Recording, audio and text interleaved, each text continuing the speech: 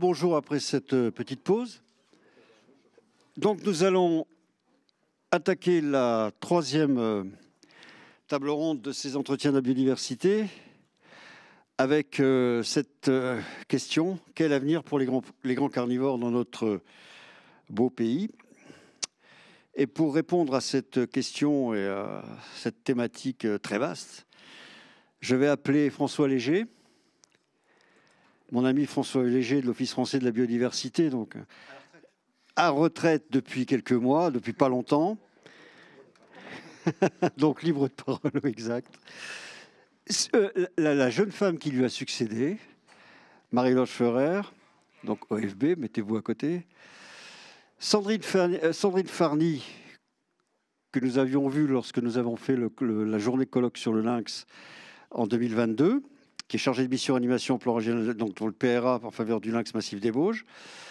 Claude Kurtz, où est-il? À côté de moi, là. Oui, voilà. Tu viens à côté de moi. À côté de moi. J'ai licence de tir aujourd'hui. Voilà, viens là.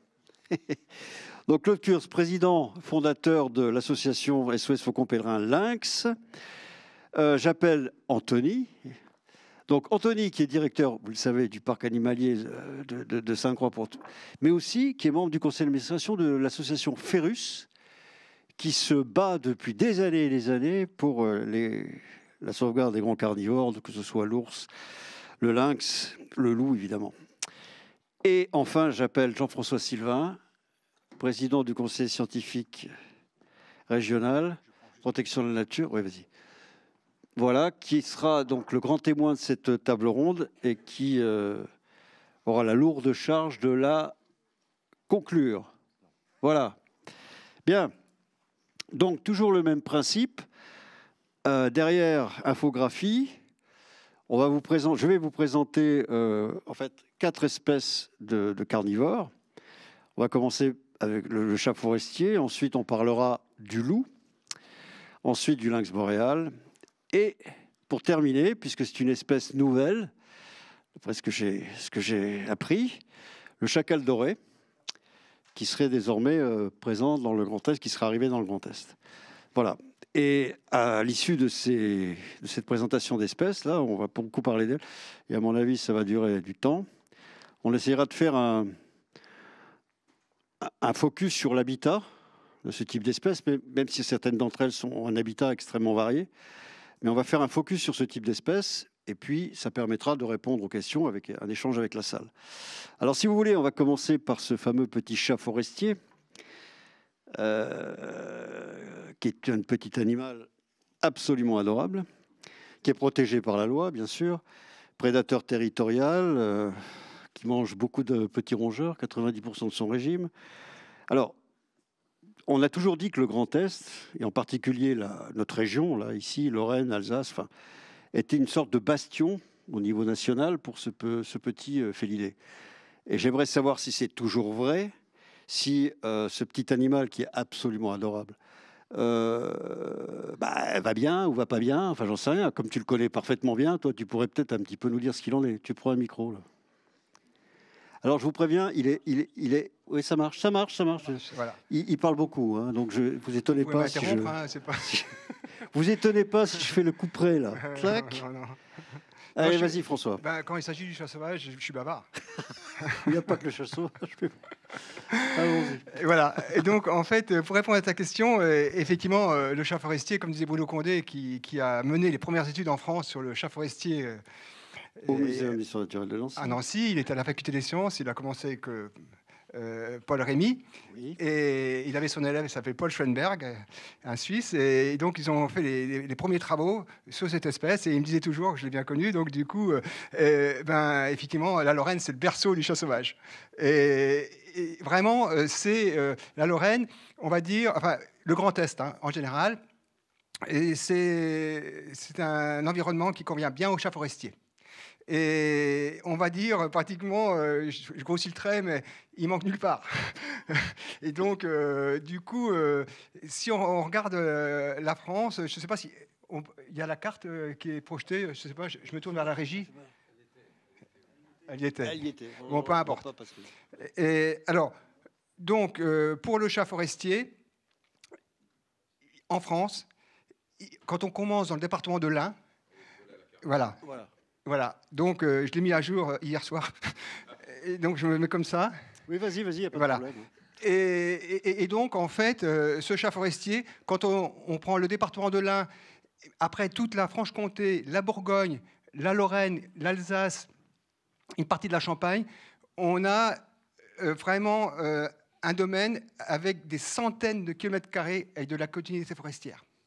Et donc là, dans ces environnements-là, l'environnement-là, il n'a jamais disparu. Et donc, en Lorraine, dans le reste de la France, eh bien, il est bien régulier, il est avec des populations vraiment étoffées. Alors, il y a des petites variations, par exemple en Champagne. Dans la Champagne crayeuse, il est présent, mais faiblement représenté. C'est lié au fait, la présence en Champagne crayeuse est liée au fait qu'il y a des populations vraiment intéressantes dans les zones de bordure, dans les Ardennes, dans l'Argonne, etc., dans le bocage champenois. Et dans la Champagne crayeuse, il vit dans les ripisylves, il vit dans les Savars, voilà. Et puis, il y a l'autre chose, c'est côté alsacien. Et le massif vosgien était une valeur sûre pour le chat forestier, ça reste une valeur sûre, et il avait disparu de la plaine d'Alsace. Et depuis les années 80, il a recolonisé la plaine d'Alsace, tant et si bien, pour répondre à ta question, il se porte bien. Malgré le maïs ? Oui, parce qu'en fait, dans la plaine d'Alsace, dans la vallée de l'Isle, il y a des grands lambeaux forestiers, et qui lui conviennent bien. Et il a gagné ensuite, en début des années 90, les forêts rhénanes, et il a traversé le Rhin, il a commencé à coloniser le Bas-Wurtemberg, donc vers le Kaiserstuhl. Et donc voilà, c'est une espèce qui se porte bien chez nous, et c'est tant mieux. Bon, c'est une espèce qui se porte bien. Encore une bonne nouvelle, après le pigargue, le balbu, c'est bien. Mais moi, c'est une question peut-être que je pose aux spécialistes. Est-ce qu'il n'y a pas un problème d'hybridation avec le chat domestique ? Bien sûr. Alors, donc ça, on l'a... Dans les années, en 92, il y a eu un colloque à Nancy avec l'ensemble des zoologistes européens qui travaillaient sur le chat forestier. Et ça s'est passé à Nancy pour saluer le travail de Bruno Condé. Oui. Et donc, nos voisins ne voulaient pas nous croire qu'on pouvait avoir une aire de répartition aussi continue en France. Et ils ont dit que ça doit être une population hybridée. Et c'est ce qui favorise la présence du chat forestier. Et alors que beaucoup de pays voisins, je pense à nos voisins allemands, finalement, ils comptaient les chats. Et donc, en fait, à partir de ce moment-là, on s'est penché sur les problèmes d'hybridation. Alors, c'est avec le laboratoire, le LBBE, laboratoire de biométrie et de biologie évolutive, avec l'équipe de Dominique Pontier d'abord, et ensuite de mon copain Sébastien Devillard. Donc, on a mis en place un programme, et ça a été mon métier en partie, Marie-Laure. Donc, comme je travaillais à l'époque à l'Office national de la chasse et de la faune sauvage, donc j'ai mis en place un réseau. J'avais fait le tour de 45 départements français où il y avait du chat forestier, à former les gens. Et dans les bordures d'aires de répartition, mais pas que, on a obtenu du ministère de l'Environnement de pouvoir collecter les chats forestiers écrasés sur la route. Donc, dans ma carrière, j'ai autopsié 1000 chats forestiers. Et donc, pour justement répondre à ces questions. Et donc, avec Sébastien Devillard, effectivement, on a pu avancer, et Sandrine Lerouette aussi, sur ces problèmes d'hybridation. Et on sait que dans l'aire de répartition française, évidemment, il y a des hybrides. Alors, l'hypothèse de départ, c'était qu'on avait des hybrides certainement sur les bordures d'aire de répartition, où là, la colonisation était en cours. Et en fait, on s'est aperçu qu'il y en a dans toute l'aire de répartition. Hein. Voilà. Et Sébastien Devillard estime que à peu près entre 10 et 20% de la population de chats est hybridée en France. Et la carte que je vous présente, finalement, c'est la carte des types et des hybrides. Il faut savoir que dans la nature, il est impossible de déterminer par le seul pelage un chat hybride d'un chat type. Hein. Voilà. Donc, ce que je veux dire, c'est que ça n'a pas d'incidence sur la qualité génétique de l'espèce. Si, alors justement, Sébastien Devillard, on a préparé une petite note. C'est quoi ça? Non, je sais rien, j'ai juste une petite note. Et donc en fait, et la petite phrase, elle est sympa, quoi. Voilà, il me met. Donc il dit, voilà, tu diras. Oui. Alors, en France, une étude récente a montré que l'hybridation était moins fréquente dans les Pyrénées, voilà, que dans le reste de la France, en Lorraine. probablement du fait d'un couvert forestier plus continu, limitant les contacts avec les chats domestiques. Le peu d'études conduites sur les hybrides montrent que ces derniers sont impossibles à identifier morphologiquement sur le terrain, c'est ce que je viens de dire.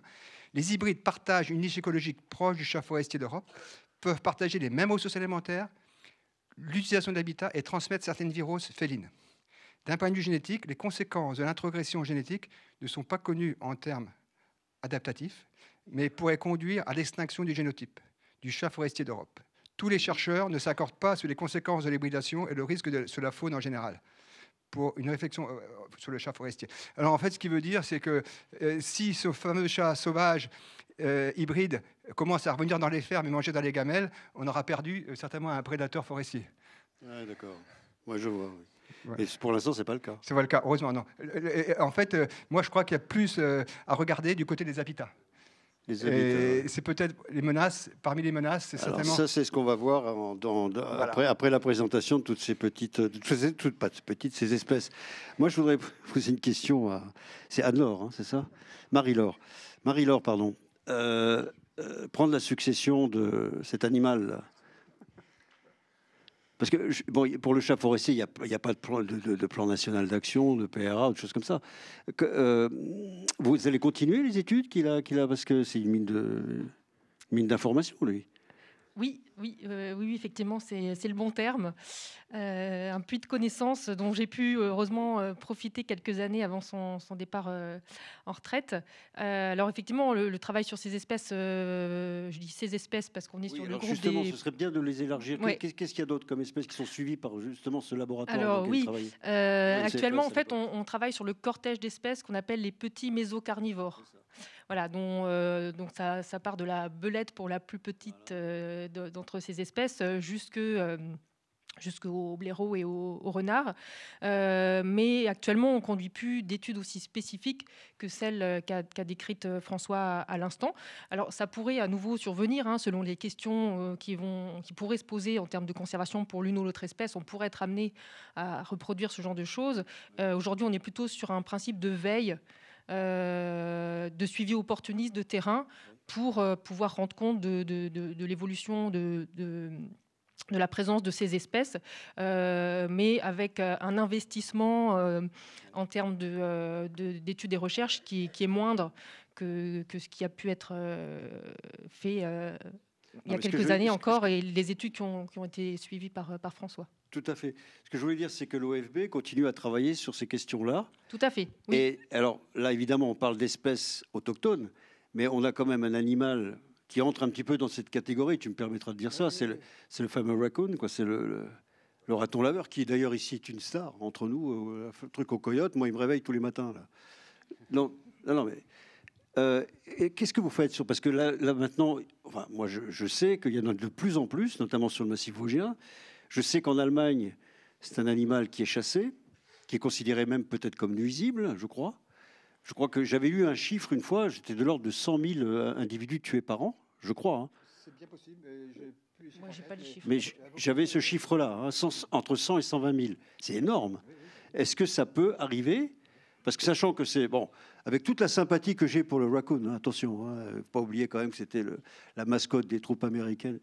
Mais c'est d'ailleurs ce qui explique sa présence dans l'Aisne, enfin à Laon. Est-ce qu'on risque pas, parce que c'est une espèce très opportuniste, c'est une espèce qui a une niche écologique très vaste, qui n'est pas spécifique à un milieu, est-ce qu'on risque pas d'avoir de problèmes avec lui dans les années qui viennent? Puisqu'on parlait encore tout à l'heure d'espèces envahissantes et pas invasives. Alors, pour l'histoire de l'apparition... Je pourrais laisser parler. Non, mais... Allez-y. J'aurai l'occasion de parler sur le loup et le lynx. Vas-y, c'est ton... Si. Non, mais attends, il se l'a parlé 2 minutes. Quoi. Alors, je vais simplement dire ce qu'on fait aujourd'hui, mais François pourra dire ce qui s'est fait jusque-là. Bien, voilà. Il a même écrit un bouquin. Et donc oui, sur le raton laveur, effectivement, c'est un peu... donc, dans ce groupe d'espèces, effectivement, on est aussi en surveillance des espèces exotiques envahissantes, dont le raton laveur, On range également dans ce groupe le chien vivrin et les visons d'Amérique. Donc là, c'est une forme de surveillance de terrain. Effectivement, comme vous l'avez dit, c'est une espèce très adaptable et très opportuniste, donc qui se plaît très bien dans nos écosystèmes. Aujourd'hui, au sein de l'OFB, en tout cas, on ne mène pas d'études spécifiques sur les incidences. Oui, vous avez quand même comment dire, une démarche de surveillance, non? Oui, alors c'est une surveillance en termes de présence, de détection de l'arrivée et de l'installation progressive de cette espèce sur le territoire. On voit bien qu'il est très dynamique. On n'a pas de chiffres. Pas des effectifs, non. Les moyens de suivi qui sont consacrés, c'est plutôt en termes d'aire de présence. D'accord. Pas des effectifs. Donc aujourd'hui, oui, effectivement, il faut s'attendre à le trouver dans la majorité de nos habitats, sans pouvoir bien anticiper les conséquences sur le long terme. Sur le long terme, en termes de niche écologique et d'incidence sur la faune autochtone. D'accord, ok. Oui, François? Non, je voulais devancer tout à l'heure. Bah oui, c'est pour ça que je te passe la parole. Tu peux compléter. C'était simplement pour dire que, en fait, par rapport à la population allemande, l'estimation actuelle, c'est à peu près entre 800 000 et 1 million de ratons laveurs côté allemand dans la nature. Et en fait, cette population, en fait, elle a coagulé maintenant avec la population française qui a été introduite dans l'Aisne en mars 1966. Et donc, on a une population unique maintenant qui commence à même pratiquement dans l'Eure ou même dans l'Oise jusqu'en Pologne, quoi, de façon continue. Voilà. Juste pour la population de l'Aisne, c'était une population qui a été fondée à partir d'animaux qui étaient conservés par des soldats canadiens et américains dans le cadre de la base de l'OTAN de Couvron. Et quand le général de Gaulle, en mars 66, leur a demandé de quitter le territoire, certains sont partis avec les ratons laveurs en Allemagne, en Espagne, etc. Mais certains ont été laissés sur place et ont fondé une population sauvage dans la forêt de Saint-Gobain. Et à l'époque, moi, j'étais, dans mon enfance, mais pour tous ceux qui sont âgés ici, c'est le cas. On se souvient de ces dépotoirs. Dans chaque commune, on a un dépotoir où chaque semaine, on mettait tous les déchets organiques. Et les ratons laveurs ont bénéficié de cette manne pour fonder des populations sauvages dans cette région de l'Aisne. Et à partir de là, les premiers cas de reproduction, c'est début des années 70. Et cette population, maintenant, s'est tellement étendue qu'elle arrive maintenant jusqu'au département des Vosges, Meurthe-et-Moselle, Moselle.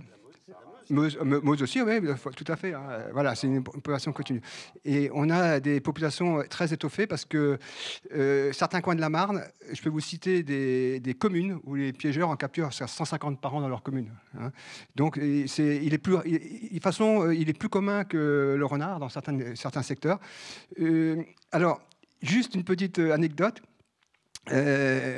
J'avais été voir un piégeur qui avait marqué sur son carnet 59 ratons laveurs piégés.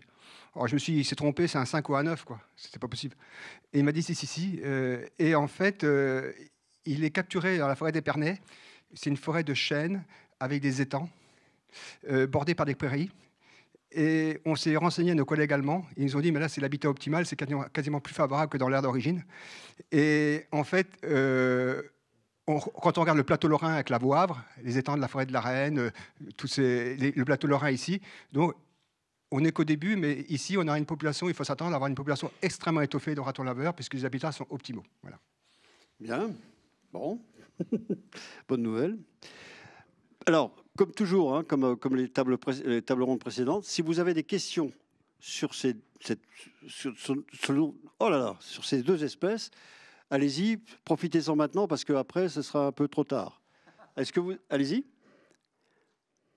C'est pas une question, c'est juste une information. Oui. Il y a une grande étude là qui est en cours sur le raton laveur, sur sa dynamique de pop et les problèmes sanitaires qu'il peut entraîner.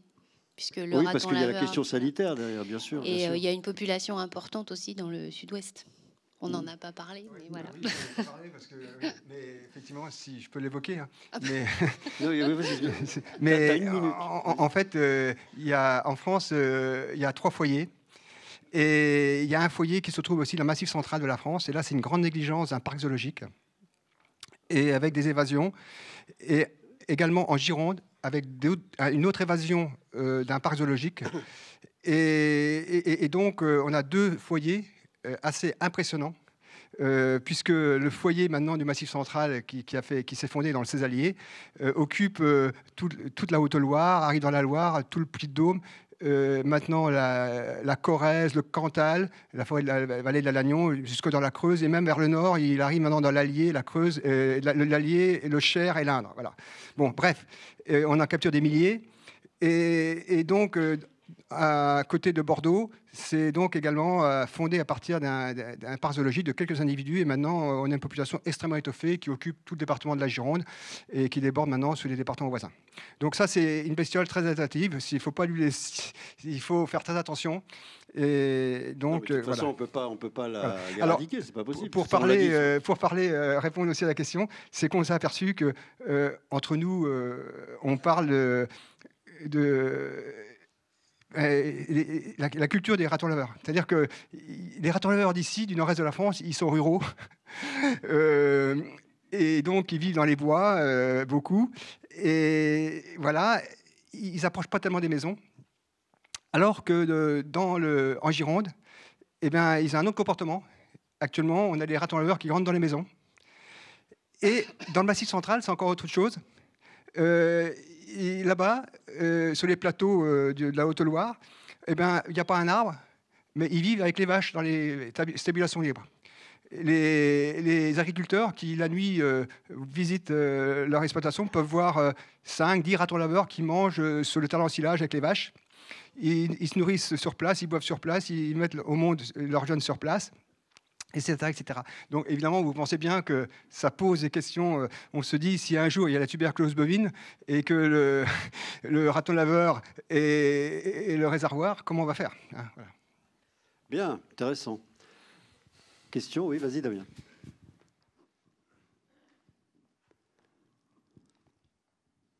Oui, c'était pour savoir par rapport à la faune locale, en fait, justement, le côté envahissant ou pas. Bon, on sait qu'il est là, nous on l'a observé sur tous nos sites, nos réserves naturelles. Des publications disent qu'il s'attaque beaucoup, par exemple, aux amphibiens, qu'il est très opportuniste. C'est quoi la réalité? C'est-à-dire, est-ce que son régime alimentaire peut... je dirais est-ce qu'il peut avoir un impact, je dirais, sur des populations locales d'espèces qui peuvent être protégées ou pas, voilà. Ou est-ce que finalement son impact est finalement assez classique, tel le renard, ou voilà, un peu, c'est ça la question que l'on se pose un peu. Ça, c'est la question. Alors pour l'instant, ce que disait Marie-Laure, c'est qu'on a surtout étudié l'histoire de l'acclimatation, le suivi de l'espèce, et là, il y a maintenant des travaux qui sont menés, notamment dans les Ardennes, avec le CERF et la faculté des sciences de Reims, pour approcher un peu les paramètres démographiques, tout ça. Enfin, vous pourrez regarder ça. Et donc, alors, évidemment, on s'interroge aussi sur l'impact que peut avoir cette espèce. Et donc ça, c'est encore très peu étudié, mais on a déjà... alors, il faut savoir que c'est un animal qui fait ventre de tout. Il est polyphage, quasi omnivore. Il mangera aussi bien des graines que des proies carnées, des insectes, etc. Donc, en fait, comment dire, c'est une espèce aussi qui est incroyable parce qu'elle est aussi terrestre. Elle peut capturer les proies dans l'eau. Elle peut monter en haut des arbres. Donc, c'est un hybride entre le renard, la loutre et la martre. D'accord ? Je grossis le trait, mais c'est à peu près ça. Et donc, ça nous interroge. Et il y a des travaux qui montrent que je pourrais te communiquer.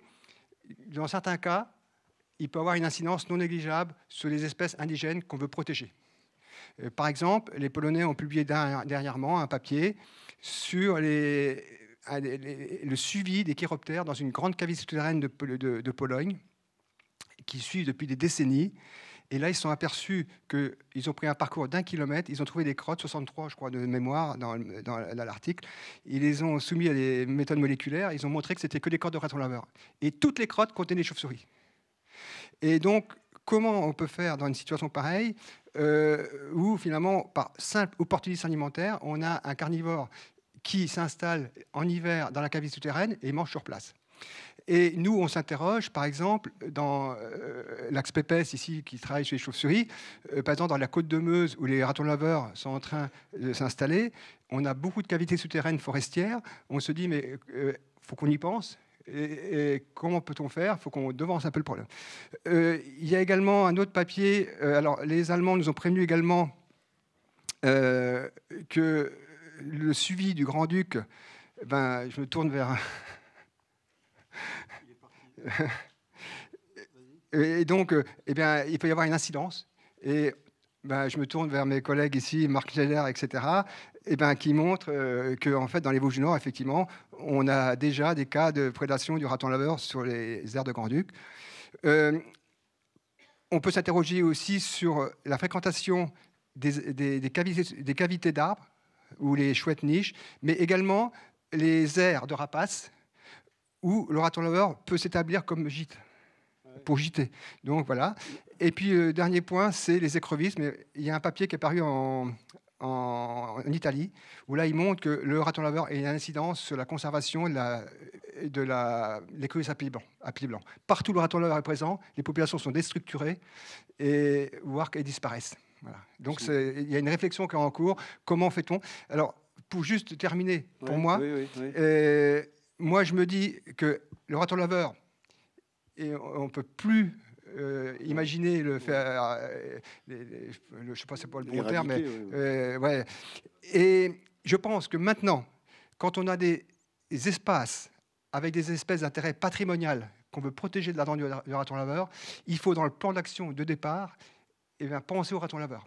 Et se dire, par exemple, si on a un espace où on veut conserver un amphibien qui est la proie potentielle du raton laveur, il faut que le conservateur prévoit d'intervenir pour limiter la présence de l'espèce et que l'impact ne soit pas aussi conséquent que si on laissait faire. Voilà. C'est vraiment à peu près ce que je peux vous dire. C'est un réel danger, si je comprends bien. C'est bien ça. Ouais, bon. Ouais. Alors, comme tu disais tout à l'heure, un million d'individus en Allemagne. Entre 800 000 et 1 million, c'est ce qu'ils annoncent. Hein, voilà. Ça peut faire des dégâts si ça réussit en force. C'est chez nous, oui, bien sûr. Non, mais si c'est en force, ça peut faire beaucoup de dégâts. Un petit mot, s'il vous plaît. Oui. Alors, je ne sais pas l'effet sur les populations déjà existantes, mais nous, on a été confrontés, ça fait le lien avec la table ronde de ce matin, sur les projets de réintroduction, sur des populations qui sont en développement. Et voilà, on a vu au cours du projet de réintroduction à Lauterbourg le raton laveur commencer à s'implanter. Et là, dans ces cas-là, ça peut être vraiment problématique. Ouais. Mais il pourrait taper aussi cette fameuse écrevisse là, qui pose des problèmes. Aussi. Mais on sait, par exemple, pour nos collègues allemands, ils indiquent que, tu parles de la cistude, le raton laveur est un animal qui déterre les ponts des cistudes. Oui, et qui consomme les juvéniles et même parfois des subadultes, voire des adultes. C'est ce que j'ai appris ce matin, est-ce que j'ignorais quoi. Ouais. Vas-y, Pierre. Petite question sur un fantôme dont on n'a pas beaucoup parlé, qui est le chien vivérin, finalement. Alors, est-ce que lui, il suit la même... Non, mais sans être trop... Et puis, juste un petit témoignage très rapide sur le fait que c'est René Girard, le grand philosophe français, qui disait qu'une société ne peut pas vivre sans bouc émissaire. Nous, quand on était petits, avec Laurent, sur la ferme ici, il n'y avait plus de loups, plus de lynx, évidemment. C'est très difficile pour les grands prédateurs, mais il y avait le chat sauvage. Je peux vous dire qu'il n'avait pas bonne presse auprès des agriculteurs de la région. Mais tout simplement parce que je pense qu'il remplaçait le loup, le lynx, etc. Il crachait, il était un petit peu mystérieux, chasseur, prédateur, etc. Donc c'est toujours le même sujet. Mais bon, ça c'est petite remarque. Mais surtout la question sur le chien vivérin, parce qu'on en a eu ici, puis on en a vu aussi un peu il y a quelques années, pas très loin du parc. On peut peut-être demander à Marie-Laure. Alors, après, c'est terminé pour moi. Bon. J'ai entretenu le fichier national du chien vivérin jusqu'à ma retraite. Donc, voilà, là, je l'ai remis à l'INPN et puis, etc. Bon. Et donc, le chien vivérin, en fait, il a été introduit par il a ses origines au Japon, en Asie orientale. Bon, il a été introduit en Europe centrale pour créer une nouvelle espèce dont les piégeurs pourraient tirer profit, enfin les trappeurs, pour la fourrure, puisque les toques de l'armée rouge étaient constitués de fourrure de chiens vivérin. Et donc l'espèce s'est étendue en Allemagne. Et donc, où il y a une belle population maintenant, surtout vers l'est de l'Allemagne. Et donc, on a des irruptions déjà d'animaux qui peuvent aller assez loin et qui s'observent jusque dans les frontières néerlandaises, luxembourgeoises, belges et françaises et suisses même. Bon. Alors, côté français, moi, j'ai rassemblé à peu près 130 données documentées, dont une trentaine sont authentifiées. C'est-à-dire que là, j'ai la peau de l'animal, la photo, le crâne. Enfin, il a été trop écrasé sur la route. Enfin, je peux vous dire tout ça, voilà. Et donc, en fait, il n'y a pas de population établie en France. C'est simplement des irruptions qui sont liées à l'extension de la population et également à des évasions. Parce qu'il y a aussi des évasions chez les particuliers, qu'on a pu constater, ou de parcs zoologiques également. Voilà. Donc là, on a publié des papiers. Il n'y a pas de famille. Non, il y a eu un seul cas de reproduction en France, ouais. C'est en Haute-Saône, mais c'est resté anecdotique. Voilà. Donc c'est des individus en dispersion. C'est qu'une histoire de temps. C'est-à-dire qu'il faudra encore quelques décennies avant que la population allemande, c'est pour ça qu'on est attentif à la progression de la population allemande et de chiens buvins. Et donc, un jour, elle arrivera donc, sous les zones frontalières et on aura une population de chiens buvins en France. C'est obligé, D'accord. Dans le nord-est. Elle est là. Bah oui, il vient de dire qu'il était... Juste pour vous dire, c'est que sur le nombre de pièges photos que nous avons en place pour le lynx, nous avons du raton laveur, du chien vivrin. On a 2 stations de chiens vivrins déjà, donc pour vous donner la commune, c'est Obersteinbach en Alsace, les heureux élus, voilà, c'est juste sur la frontière allemande, et du raton laveur sur les 37 stations de piégeage, 17 sur 17, il y a déjà eu un raton laveur. Des 2 phases, donc la brune et puis la grise, donc on arrive à faire les différences, voilà. Et c'est vrai, tu disais aussi, le raton laveur avec le grand-duc, il visite les rochers, donc il est rupestre, il va un peu partout, y compris sur les poubelles. Donc, il y a déjà du raton laveur qui a été observé autour des poubelles dans les communes des Vosges du Nord. Donc, il est vraiment réel, il est là. Moi, j'aimerais bien faire une réflexion très personnelle à propos du raton laveur et il faut bien un peu de polémique, et le renard.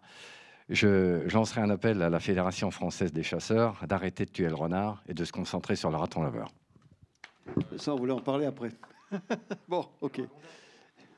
Oui, non, mais alors là, à minuit, on est encore là. Hein. Non, mais d'accord. Oui. Oui. Pour le chien vivrin, est-ce qu'on est sûr de sa non-reproduction? Parce que c'est quand même une espèce qui est très discrète, donc qui est souvent confondue avec autre chose. Moi, j'ai quand même le sentiment qu'en France, les populations, elles sont plus établies que ce qu'on pense, en fait. Ça, j'en suis persuadé aussi. Bah oui, mais bon, je ne veux pas contredire. Oui, non, mais il ne faut surtout pas le contredire, sinon il avait... J'accepte la contradiction. Non, il est là pour 10 ans, là. Oui. On va dire que la reproduction n'est pas détectée. Voilà, c'est mieux, c'est beaucoup mieux. À l'heure actuelle, sur le territoire national. Bravo, ouais. Vous prenez bien la suite, il n'y a pas de problème. Ouais. Bon, écoutez, on va parler du loup. Hein, alors... Bien. Je voudrais revenir quand même sur une manifestation qui s'est produite le 11 mars dernier à Besançon. Il y avait à peu près un peu moins d'1 millier de personnes qui ont défilé dans les rues de Besançon pour défendre la présence du loup dans notre pays, hein. Bon. Et puis en particulier dans le Jura. Ce que je voulais dire, c'était que ces manifestants avaient demandé à rencontrer le préfet du Doubs, donc, qui a refusé de rencontrer ces gens. C'est une délégation au motif qu'il y avait une menace sur l'ordre public. Comme si, parmi ces gens qui manifestaient pour défendre le loup, il y avait des bad blocks, quoi. Donc, voilà où on en est un peu dans notre pays. On est dans un contexte extrêmement compliqué, avec cet animal qui est revenu naturellement. Bon, je ne vais pas revenir sur l'historique, hein, ce n'est pas la peine. On en a déjà parlé ici il y a 2 ans. Mais là, on est quand même dans un contexte un peu sévère pour lui. Il y a eu, pendant les premières assises de la prédation qui sont déroulées hier et avant-hier en Haute-Savoie, dans un village, dans une petite commune de la Haute-Savoie, où ça a été une charge directe contre cette espèce, qui est une espèce emblématique ici au parc de Sainte-Croix, nous sommes bien d'accord. Et moi, je ne sais pas quel va être l'avenir. Donc, on dit qu'il y a entre 900 et 1 millier de loups sur notre territoire actuellement, une population qui a tendance donc visiblement à stagner depuis qu'elle est là depuis les années 90, hein, c'est ce que moi j'ai entendu, hein, on parle de stagnation, et en dépit de cette stagnation, le quota d'autorisation de tir, enfin de tuer les loups, est en constante augmentation. Je crois que c'est de l'ordre de 20% ou 21%, c'est ça. Et ce qui veut dire que depuis le début de cette année, on a, je crois, 55 individus qui ont déjà été tués. Donc, je ne vais pas revenir non plus là-dessus, hein, etc. Donc, il y a quand même un problème très, très, très profond avec. Est-ce que la cohabitation avec cet animal est impossible dans notre pays? Est-ce que le poids du pastoralisme est si fort, du lobby agricole est si fort que finalement, on le refuse, donc on n'en veut pas? C'est un petit peu ce qu'on disait ce matin avec ce que disait Yves Pacalet avec l'ours. On en est exactement toujours sur ces mêmes poncifs qui font que cette espèce-là, de toute façon, elle ne sera jamais tranquille chez nous, quoi, grosso modo. Alors, sur le massif vosgien, selon les informations que je peux avoir, il y aurait 1 ou 2, voire peut-être 3 individus en dispersion sur le massif. C'est ce que je pense. On demanderait à Marie-Laure, voilà. Mais donc, il n'y a pas de meute, hein, puisqu'il y avait une meute qui avait été... Enfin, il y avait un couple qui s'était reproduit au début des années, enfin 2011 ou 2013, pardon. Voilà. Donc, quelques individus qui se promènent, en gros, c'est ça, hein, on est bien d'accord. J'ai lu, il n'y a pas si longtemps que ça, dans une revue agricole, je crois que c'est dans la Drôme, où des meutes de loups ont largement contribué à faire baisser les populations de sangliers, les populations de grands cervidés. Et d'ailleurs, c'est quelque chose qui a été applaudi par les agriculteurs et par les forestiers, bien sûr. Et bien sûr, les chasseurs ont commencé à hurler parce que ça touchait leur cheptel. Bon. Donc, voilà où on en est. J'aimerais quand même qu'on ait une réflexion un peu équilibrée sur cette espèce, qui est une espèce, évidemment, ici elle est emblématique, mais c'est une espèce, pour moi, royale. Le loup, c'est quelque chose de terrible. Pourquoi on n'arrive pas pourtant, il y a des efforts qui sont faits. Je demanderai évidemment à Anthony Colère, qui parle un peu de toutes les actions que fait l'association Ferrus pour essayer de calmer les esprits sur cette espèce. Hein, on est bien d'accord. Mais voilà, pourquoi on n'y arrive pas? Pourquoi il y a toujours cette animosité qui a tendance à aller en crescendo, hein? Je disais pas plus tard que ce matin que le loup était évidemment la cible privilégiée, mais on parlera tout à l'heure du lynx. Je parlais même des vautours. Hein. Pourquoi il y a cette espèce de frein, de blocage vis-à-vis du retour du sauvage, au sens large du terme. Voilà. Donc, on peut peut-être rappeler, tu peux, Anthony, rappeler ce qui a été proposé, ce qui a été fait par les associations de protection de ces grands carnivores pour essayer déjà de protéger les troupeaux. Bon, Jean-Marc Landry, qui devait être parmi nous, qui est un éthologue qui travaille beaucoup sur justement ces questions de protection. Malheureusement, problème familial, il n'est pas parmi nous, il aurait pu en parler, mais je sais que toi, Anthony, tu connais aussi très bien ce sujet-là. Donc j'aimerais t'entendre là-dessus. Oui, donc ce qui est intéressant en tout cas dans la cohabitation avec le loup, c'est qu'il y a pas mal de travaux qui visent à repenser le retour du loup, enfin repenser le retour du sauvage à la lumière du retour du loup, puisque le loup va nous pousser en fait dans nos retranchements et on a une vraie difficulté de cohabitation avec lui qui est liée à un phénomène hein, qui est l'overkilling ou le surplus killing, qui est lié en fait à la déprédation, puisque dans les patrons moteurs sur comment ils vont pouvoir réagir à des stimuli pour chasser, effectivement, les loups peuvent tuer en une attaque plusieurs animaux, 5, 10, 15, 20, 25, donc ça peut monter à des chiffres qui sont assez effarants. Et effectivement, c'est le principal aujourd'hui frein à la cohabitation avec cet animal, puisque forcément, quand vous êtes éleveur, que vous venez de faire l'agnolage de vos animaux, vous sortez vos agneaux à côté de la bergerie et que 2 années de suite, vous avez 34 et 33, quelque chose comme ça, enfin bref, agneaux qui sont prédatés en une nuit, c'est sûr que derrière, c'est assez compliqué d'imaginer la cohabitation. Aujourd'hui, on a, ça fait depuis 1992 que le loup est de retour sur le territoire national, en tout cas de façon officielle, puisque on subodore bien entendu quelques incursions auparavant qui ont été sous-détectées à cette époque-là. Mais globalement, on voit que sur les zones de pastoralisme de montagne, on a quelques éléments de réponse qui peuvent aider à réduire la pression de prédation. Effectivement, on parle souvent du fameux triptyque berger, chien de protection, regroupement nocturne, mais qui sont valables en fait dans certains cas. Quand on prend par exemple la production agricole telle qu'elle va travailler ici en fait en allotement, donc c'est des petits lots de moutons qui sont répartis à droite à gauche. Là en fait on n'a pas de réponse à proprement parler avec un mode d'emploi en disant voilà ce qu'il faut faire, vous signez en bas et c'est réglé, vous avez zéro prédation. Ça n'existe pas aujourd'hui, ou alors j'ai raté quelque chose d'important. Parce que ce qui est difficile dans la protection des troupeaux, c'est qu'on ne doit pas se protéger contre l'espèce loup, on doit se protéger contre les loups qui sont autour de nous, qui s'adaptent, qui passent du temps à observer, analyser, attendre la faille, et quand il y a une faille, ils en profitent, et effectivement, il y a des failles qui se présentent. Tout l'enjeu, il est d'arriver, on a entendu hier pendant la cérémonie des trophées, parler de la part du loup. Il est communément accepté qu'effectivement, il y a la part du renard sur les agnelages en prairie, puisqu'effectivement, les renards arrivent à partir avec des agneaux. Donc c'est communément admis. Sur le loup, ça ne l'est pas encore. Ce qu'il faut, c'est effectivement réduire la pression de prédation. Donc il y a des éléments aujourd'hui qui permettent de réduire en travaillant sur les clôtures. Quand vous avez des entreprises qui commencent à commercialiser des clôtures anti-loup, c'est qu'ils engagent aussi leurs responsabilités par rapport à ça. Est-ce que ça fonctionne ? C'est comme tout, c'est-à-dire que sur les clôtures à loups, pendant très longtemps, on a recommandé 90 cm parce qu'on disait les loups sautent pas. Puis on s'est rendu compte que 90 cm, il arrive à sauter avec la moitié de la brebis dans la gueule, donc ça posait quand même quelques soucis. Donc aujourd'hui, c'est recommandé plutôt 110. Et sur 110 cm, tu vas peut-être avoir 5% de la population de loups qui arrive à sauter ces 110 cm. Alors, qu'est-ce que tu fais ? Ça pose des vraies questions. Est-ce qu'on sera capable de protéger les troupeaux contre 100% des populations de loups ? Aujourd'hui, on sait que la réponse elle est clairement non.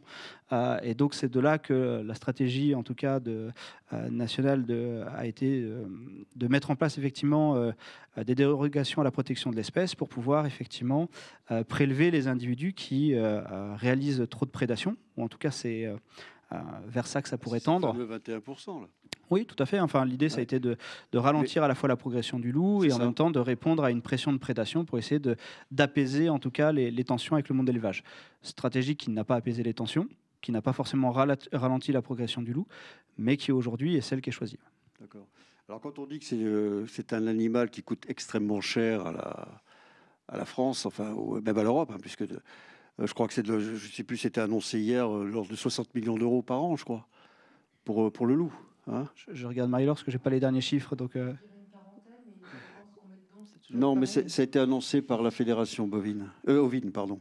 Il faudrait regarder dans le détail, c'est toujours les chiffres. C'est toujours des chiffres gonflés, mais de toute façon, c'est systématique.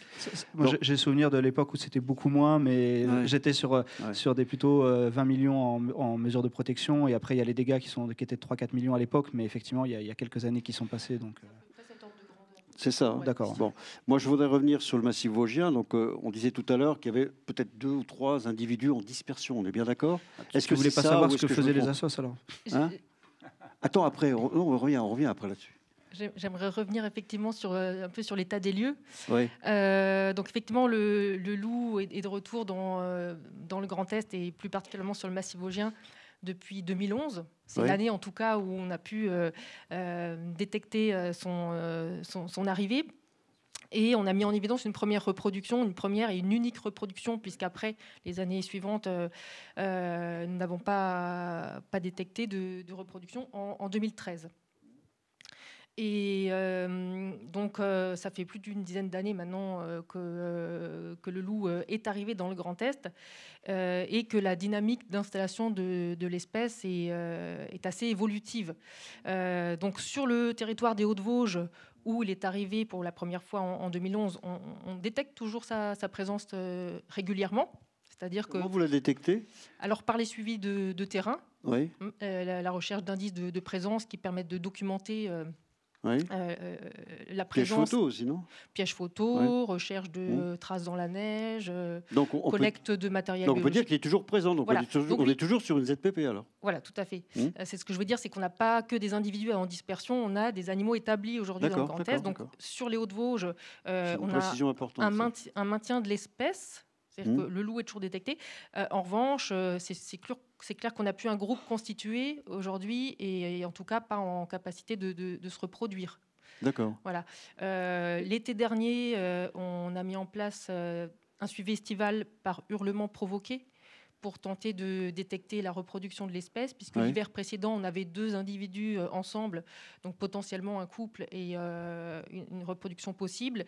Et ce protocole n'a pas mis en évidence de louveteaux. On a eu 2 réponses d'adultes, donc les animaux étaient bien là. On a confirmé la présence et le maintien du loup sur le secteur, mais pas de détection de louveteaux. Après, c'est toujours pareil, on travaille sur du vivant. Nos protocoles, c'est jamais du 100%. On peut passer à côté de quelque chose, mais vu quand même l'effort de prospection, la pression d'observation qui est mise sur ces zones de présence permanente, dans le temps, voilà, au bout de 6 mois à 1 an, on est quand même en capacité de préciser les choses.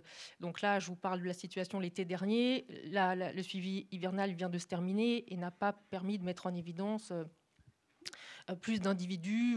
Donc on serait sur 2-3 individus sur le massif, parce que j'ai entendu dire qu'il y en avait un sur le secteur du Korsberg, c'est ça?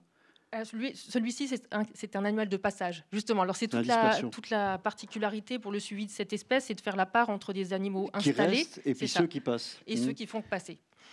Et donc, par rapport à nos moyens de suivi sur le terrain, les animaux en dispersion sont très difficiles à capter.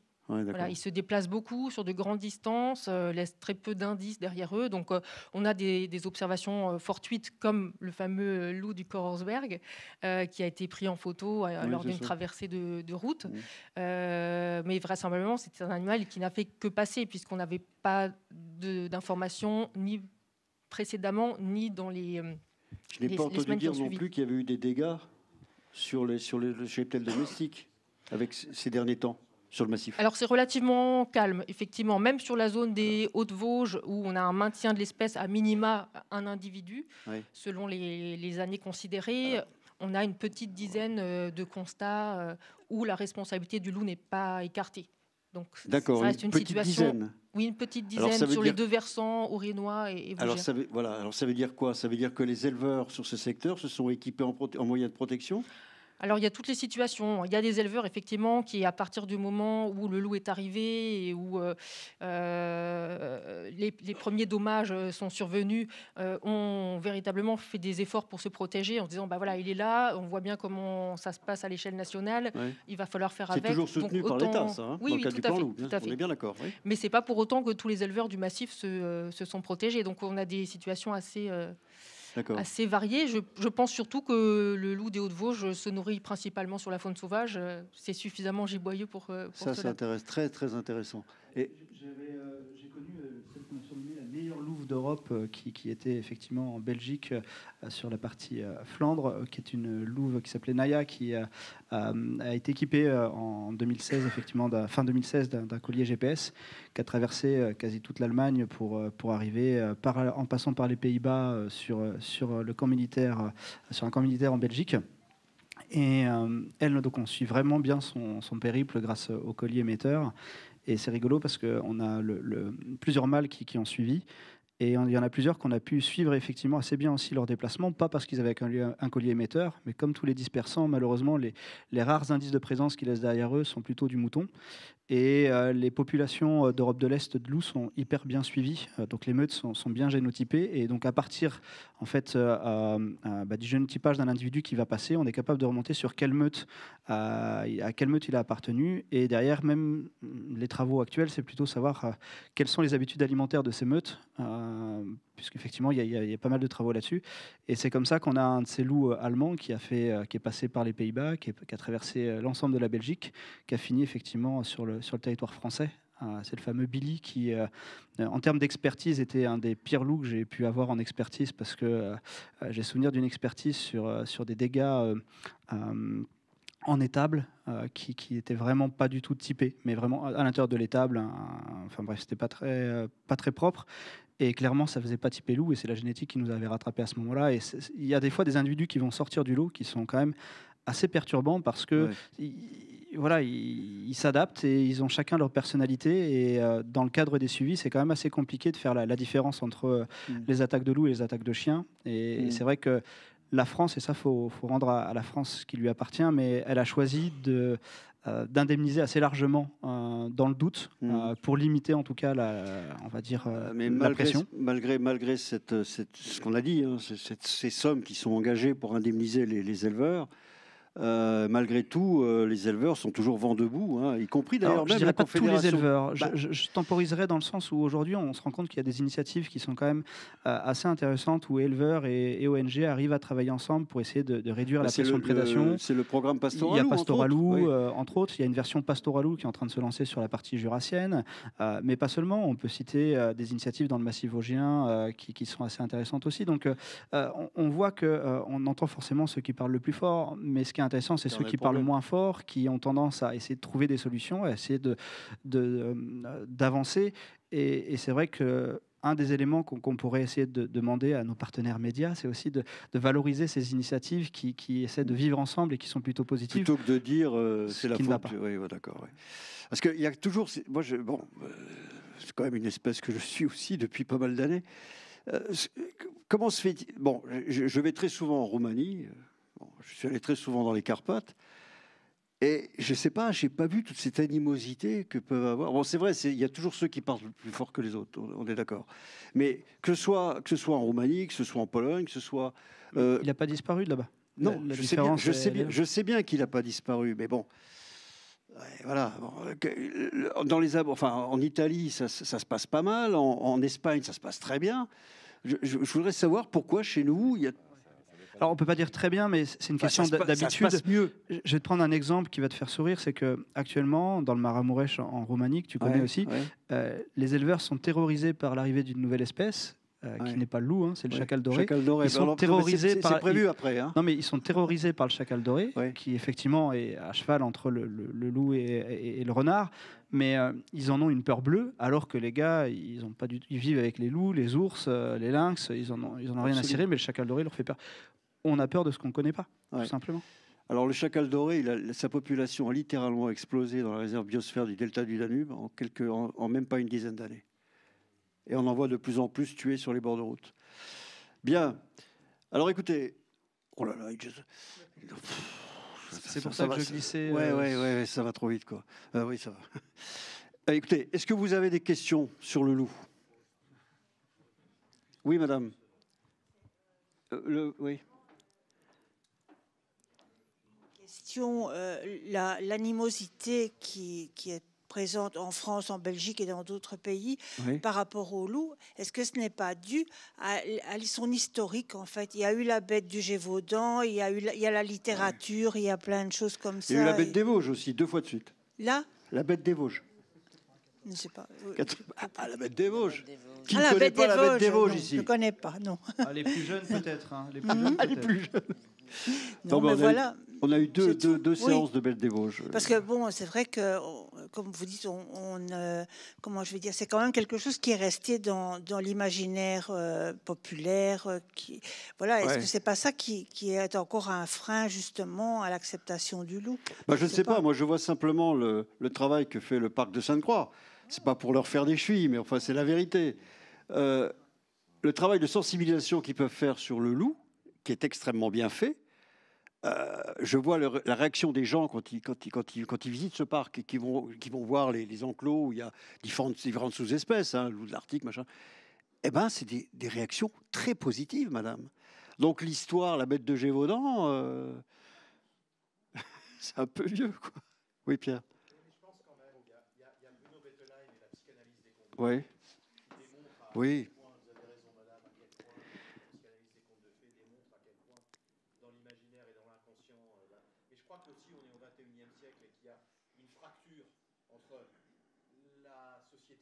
Société des champs. Et la société des champs, aujourd'hui, elle a besoin de boucs émissaires, elle est en difficulté, elle vit mal. Il est évident que c'est pas vrai de dire que le loup est rejeté. Le loup est adoré, au contraire, bien évidemment, et idolâtré. La population française est totalement favorable à la réintroduction du loup et ne comprend même pas qu'on puisse en chasser. Donc la population des villes, la population qui n'est pas confrontée à l'animal, elle est totalement favorable à l'animal. Cet animal n'a jamais pu bénéficier d'un statut équilibré. Il est ou idolâtré ou sacralisé. Or, je crois qu'en fait, il faut lui donner son juste retour. C'est un grand prédateur qui rend des services écosystémiques importants et qui a un rôle à jouer. Mais l'agriculteur a besoin aussi, dans un monde difficile, il se dit, mais ces gens des villes, ces bobos, ils sont favorables aux loups, les visiteurs du parc de Sainte-Croix, ils adorent les loups, ils vont y dormir, etc. Mais nous sommes confrontés à des tas de difficultés et on n'a pas besoin de ça. Voilà. Donc je crois et c'est là qu'il faut travailler, en fait. Et j'entendais les chiffres tout à l'heure, 20 millions, 40 millions, peu importe. La PAC, c'est 9 milliards. Oui, c'est ça. Voilà.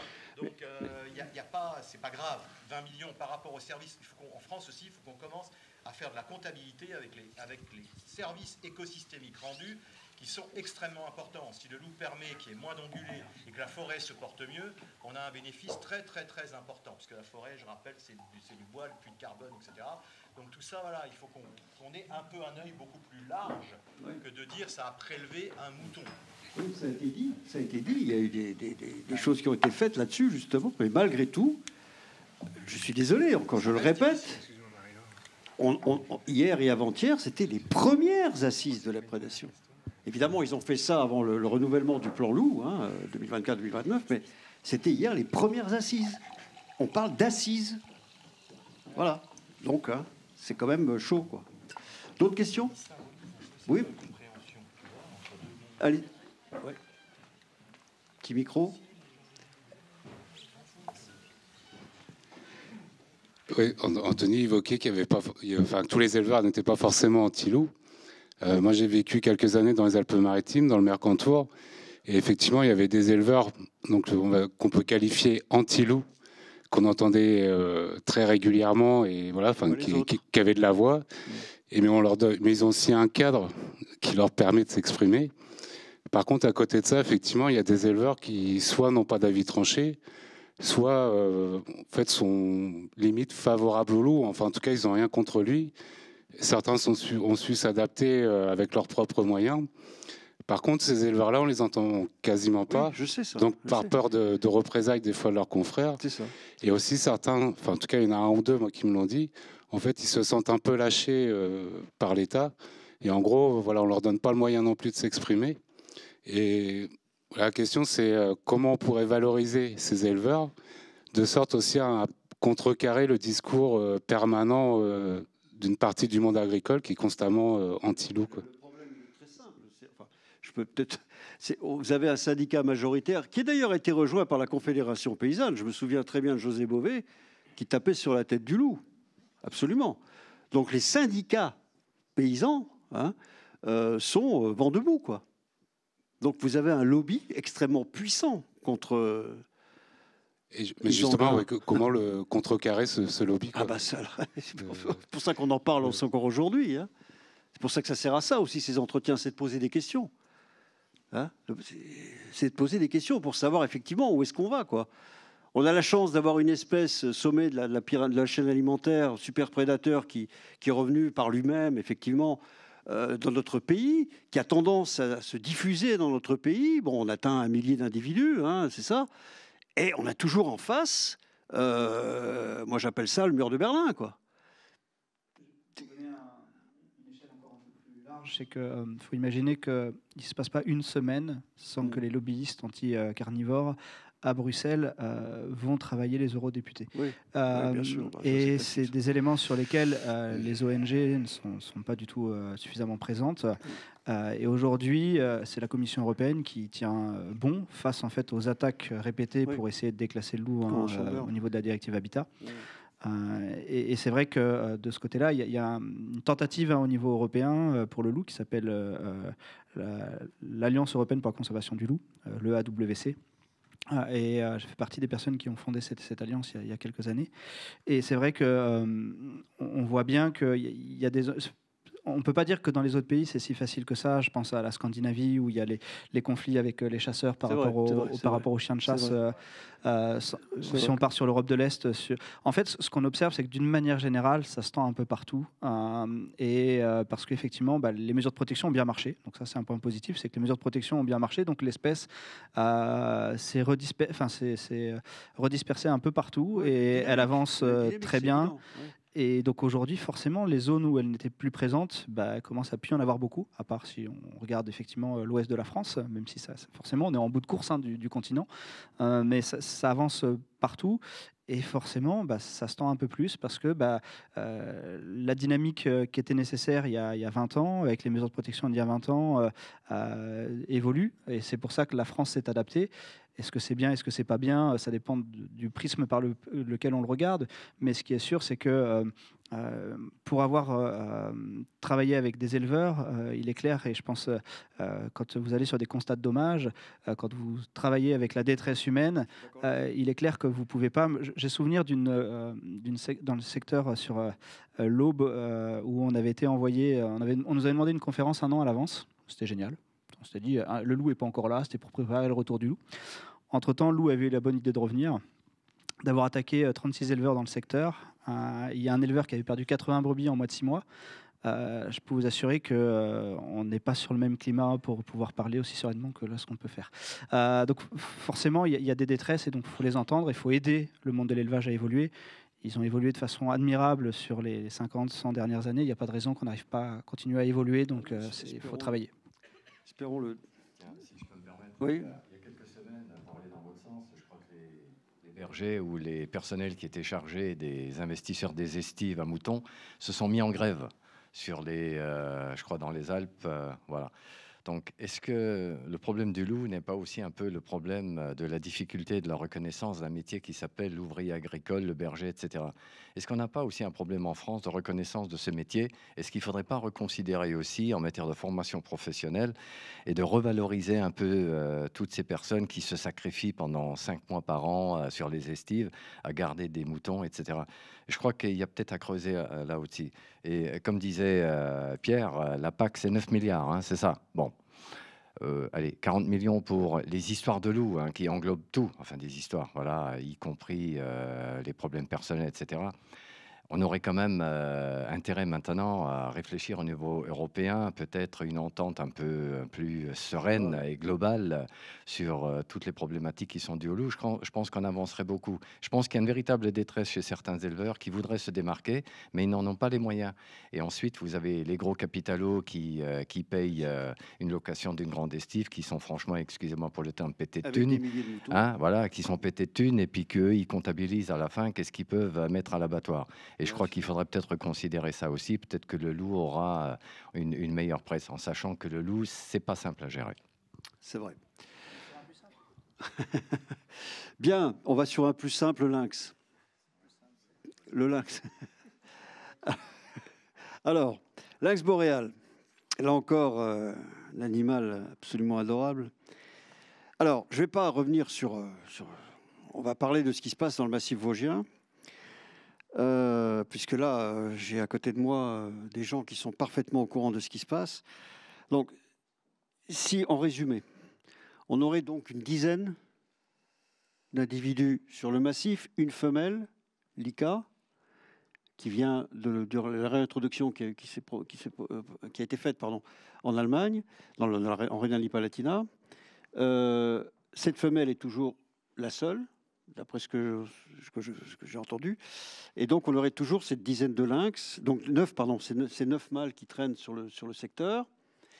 Et là, quand nous avions fait le colloque sur le lynx l'année dernière, nous avions suggéré au pouvoir public, éventuellement par le biais d'une dérogation dans le futur plan lynx, ou je ne sais pas, le plan national, de renforcer la population du massif vosgien avec 3 voire 4 femelles pour justement aboutir à d'autres reproductions sur l'ensemble du massif. Alors j'aimerais savoir si cette situation est toujours la même dans le massif, et puis qu'est-ce qui est prévu pour cet animal, pour la suite. Allez-y. Oui, alors effectivement, en termes d'état des lieux, on est à peu près sur cet effectif d'animaux détectés. Oui, toujours pareil. J'y reviens parce que on a vraisemblablement peut-être des individus de passage plus erratiques, plus difficiles à suivre. Donc là, la dizaine dont on parle là, c'est des individus qui sont suivis dans la durée, qui sont résidents sur un territoire et dont nos méthodes de suivi sur le terrain permettent de détecter régulièrement la présence. Donc oui, on est dans cet ordre de grandeur-là, et avec effectivement ce sexe ratio très déséquilibré et une seule femelle connue actuellement sur le massif. Donc, c'est quand même pas évident, quoi. Bon. Ils lui courent pas tous derrière parce qu'ils ont leur territorialité, mais oui, on est effectivement sur cet ordre de grandeur. Alors aujourd'hui, on n'ose même pas parler de population vosgienne, hein, compte tenu de ce très faible effectif et de ce potentiel de reproduction qui repose sur les épaules d'une seule femelle. Donc en l'état, il est certain que la population la situation de l'espèce sur le massif vosgien est très précaire et pas viable. Bon. Alors le sujet, il est bien identifié.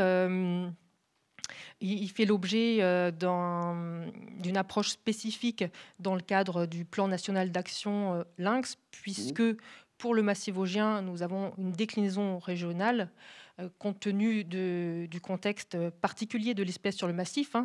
On peut aborder la population d'une manière générale à son échelle française. On dirait les choses autrement en termes de conservation, puisque sur le massif jurassien... c'est combien, entre 100 et 120 individus? Entre 150 et 180 sur la population française. Oui, d'accord. Donc une population...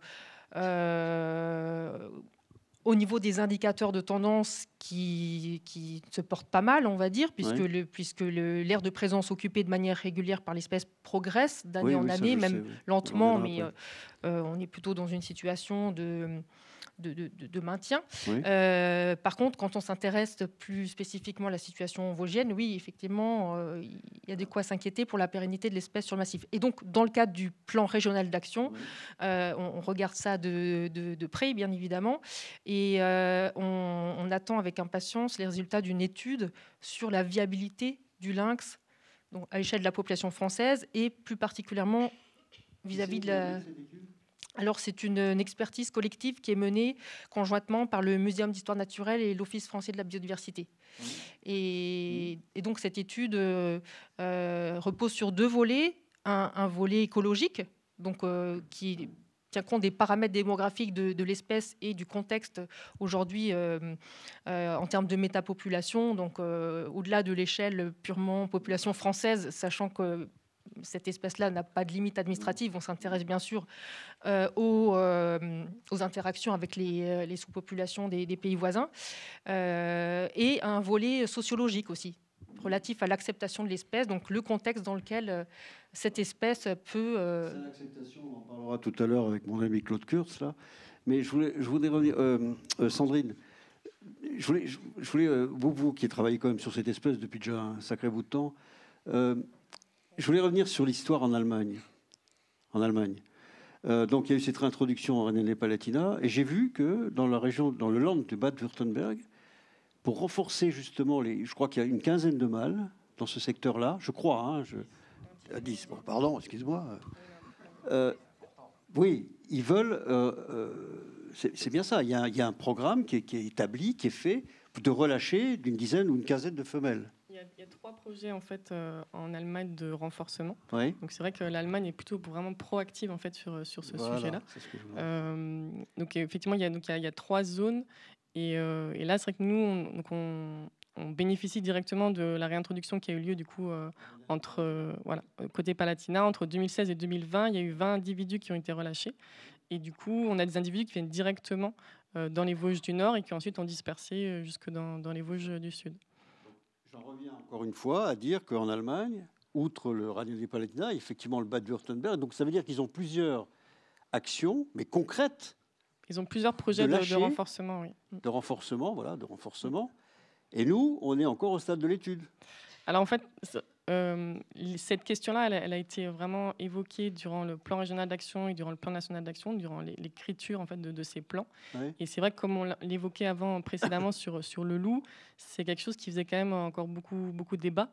Et donc ces plans ont été soumis aussi à consultation du public. Il y a eu vraiment beaucoup de concertation entre les acteurs. Il y a des groupes d'acteurs qui ne souhaitaient pas, qui étaient vraiment vindicatifs par rapport au projet. Quel groupe d'acteurs? Les groupes d'acteurs type les acteurs liés au monde de la chasse et les acteurs liés au monde de l'élevage. Et pardon? Ah non, mais après, il n'y a pas de... Alors, si on regarde la consultation du public, c'est quelque chose qui est public. Oui. Après, là, justement, dans le plan régional d'action, on essaie vraiment de travailler justement sur cette partie de coexistence. Donc, il y a beaucoup d'actions, justement, en termes de coexistence avec, justement, le monde de l'élevage et le monde de la chasse. Oui. Et on travaille vraiment prioritairement pour accepter l'espèce en vue, justement, de l'étude de viabilité, comme l'a indiqué Marie-Laure, pour vraiment savoir la viabilité de l'espèce à l'échelle du territoire. Il y aura vraiment aussi un focus sur les Vosges, oui. Et aussi en termes de sociologie, en termes d'acceptation de l'espèce, pour des projets de renforcement. Non, parce que les Vosges, c'est quand même une sorte de laboratoire, entre guillemets. Il y a eu toute la campagne de relâché qu'il y avait eu dans les années 80. Hein. Ça avait abouti à un certain, entre guillemets, le mot est vraiment haut, hein, succès, puisqu'il y a eu de la reproduction, nous sommes bien d'accord. Et puis, il y a eu, je le vois arriver gros comme ça, voilà. Bon, non, bon, par contre, je voulais dire une chose, c'est pour ça que je te lance là-dessus. J'ai entendu dire qu'il y avait un projet écolynx fait par les chasseurs.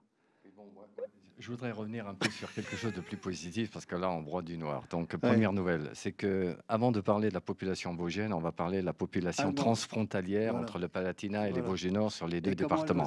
C'est pour compléter un peu ce que dit Marie-Laure, c'est comme ça qu'on s'est concerté auparavant.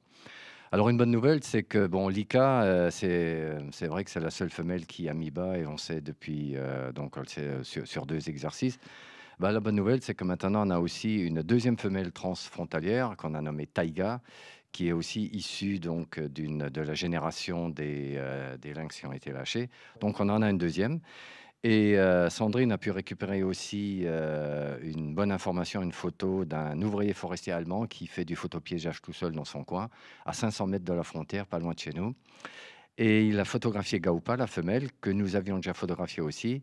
Et nous savons maintenant qu'elle est aussi redevenue transfrontalière. Et Gaupa a déjà mis bas en Allemagne à Fischbach il y a 3 ans. Donc ça veut dire que potentiellement, nous avons sur le pourtour transfrontalier, on va dire 2 femelles, voilà, sans parler de l'ICA. Ça ne veut pas dire que ça va bien, hein. C'est juste, il faut juste revenir à des réalités. Hein. Voilà, ça va pas mieux. Je vous dis juste que dans le Palatinat, en 2021-2022, les collègues du Clouveau n'ont pas constaté de reproduction. Ça veut dire qu'il y a un autre problème, un vrai problème. Le problème, il est génétique. C'est la qualité même de l'aspect génétique de la population. C'est surtout ça. Et vous verrez, après, j'aurai peut-être l'occasion de dire, nous avons un projet en cours, voilà, enfin, on va le proposer au parc zoologique, c'est qu'il y a vraiment un problème qu'il faut résoudre et qui n'est pas seulement vosgien, il est menaçant sur toute la population du lynx continental, de toute la métapopulation. Et si on ne fait rien, il va vraiment disparaître et crever. Voilà. Parce que la population est trop faible. Oui, et même, elle est, génétiquement, elle est vraiment en grande difficulté. Donc ça, attends, pardon. Partout. Ça, c'est important. Partout. Ah oui, y compris en Roumanie, dans les Carpates. Non, mais ici, non. Le problème, c'est qu'il ne faut pas aller maintenant en Slovaquie pour chercher des bestioles pour les relâcher chez nous. C'est de la même lignée. Il ne faut pas aller en Suisse non plus. Il faut les chercher ailleurs. Ça, c'est un autre détail. Juste pour revenir sur la population, donc il y a un suivi qui est quand même très fin sur les Vosges du Nord qui est effectué avec le photopiégeage, avec l'OFB, avec nous, avec l'ONF, avec l'OCS qui fait ça sur les Vosges du Sud, etc. Donc il y a quand même une sacrée forte dynamique de la part des naturalistes et de l'administration pour le suivi de l'espèce. D'ailleurs, je qualifierais ce suivi en matière européenne d'exemplaire, parce qu'on est toujours en train de râler, on dit en France on ne fait rien, on est des, entre guillemets, leurs, n'est-ce pas? Mais non, je pense qu'on travaille bien. Et on est aussi des sentinelles et on alerte l'opinion, pas seulement l'opinion française, mais l'opinion européenne. Et je reviens maintenant sur l'Allemagne, sur l'Autriche et sur l'Italie. L'Allemagne, dans le Harz, en l'an 2000, ils ont réintroduit donc, le lynx avec une population issue de parcs zoologiques. Ils ont été très malins. Parce qu'ils ont dit, nous, on ne va pas les traumatiser, aller les chercher en Roumanie, en Slovaquie, ou en Slovaquie, il y en a de moins en moins. On va les trier dans les parcs génétiquement, on va faire un enclos, on va les relâcher. C'est un succès total. Voilà. Les Autrichiens font la même chose. Une information. Au mois de décembre dernier, les Autrichiens ont pris un lynx dans un parc zoologique du nord de l'Allemagne, ils l'ont mis dans un enclos, donc en dehors du public. Ils l'ont mis en Allemagne, dans Rhénanie-Palatinat, dans l'enclos qui sert d'enclos quand les lynx sont en difficulté. Il a été réintroduit le 12 décembre, c'est un mâle, il va très bien. Vous voyez, donc il y a des possibilités. Nous, ce qui nous manque maintenant, c'est redynamiser la population avec des lâchers. Des femelles, bien sûr, mais aussi 1 ou 2 mâles pour changer le sang. Et ça, il faut le faire avec les parcs zoologiques. Il ne faut plus les capturer dans la nature. Il y a d'autres projets à faire. Voilà ce que moi j'avais à dire.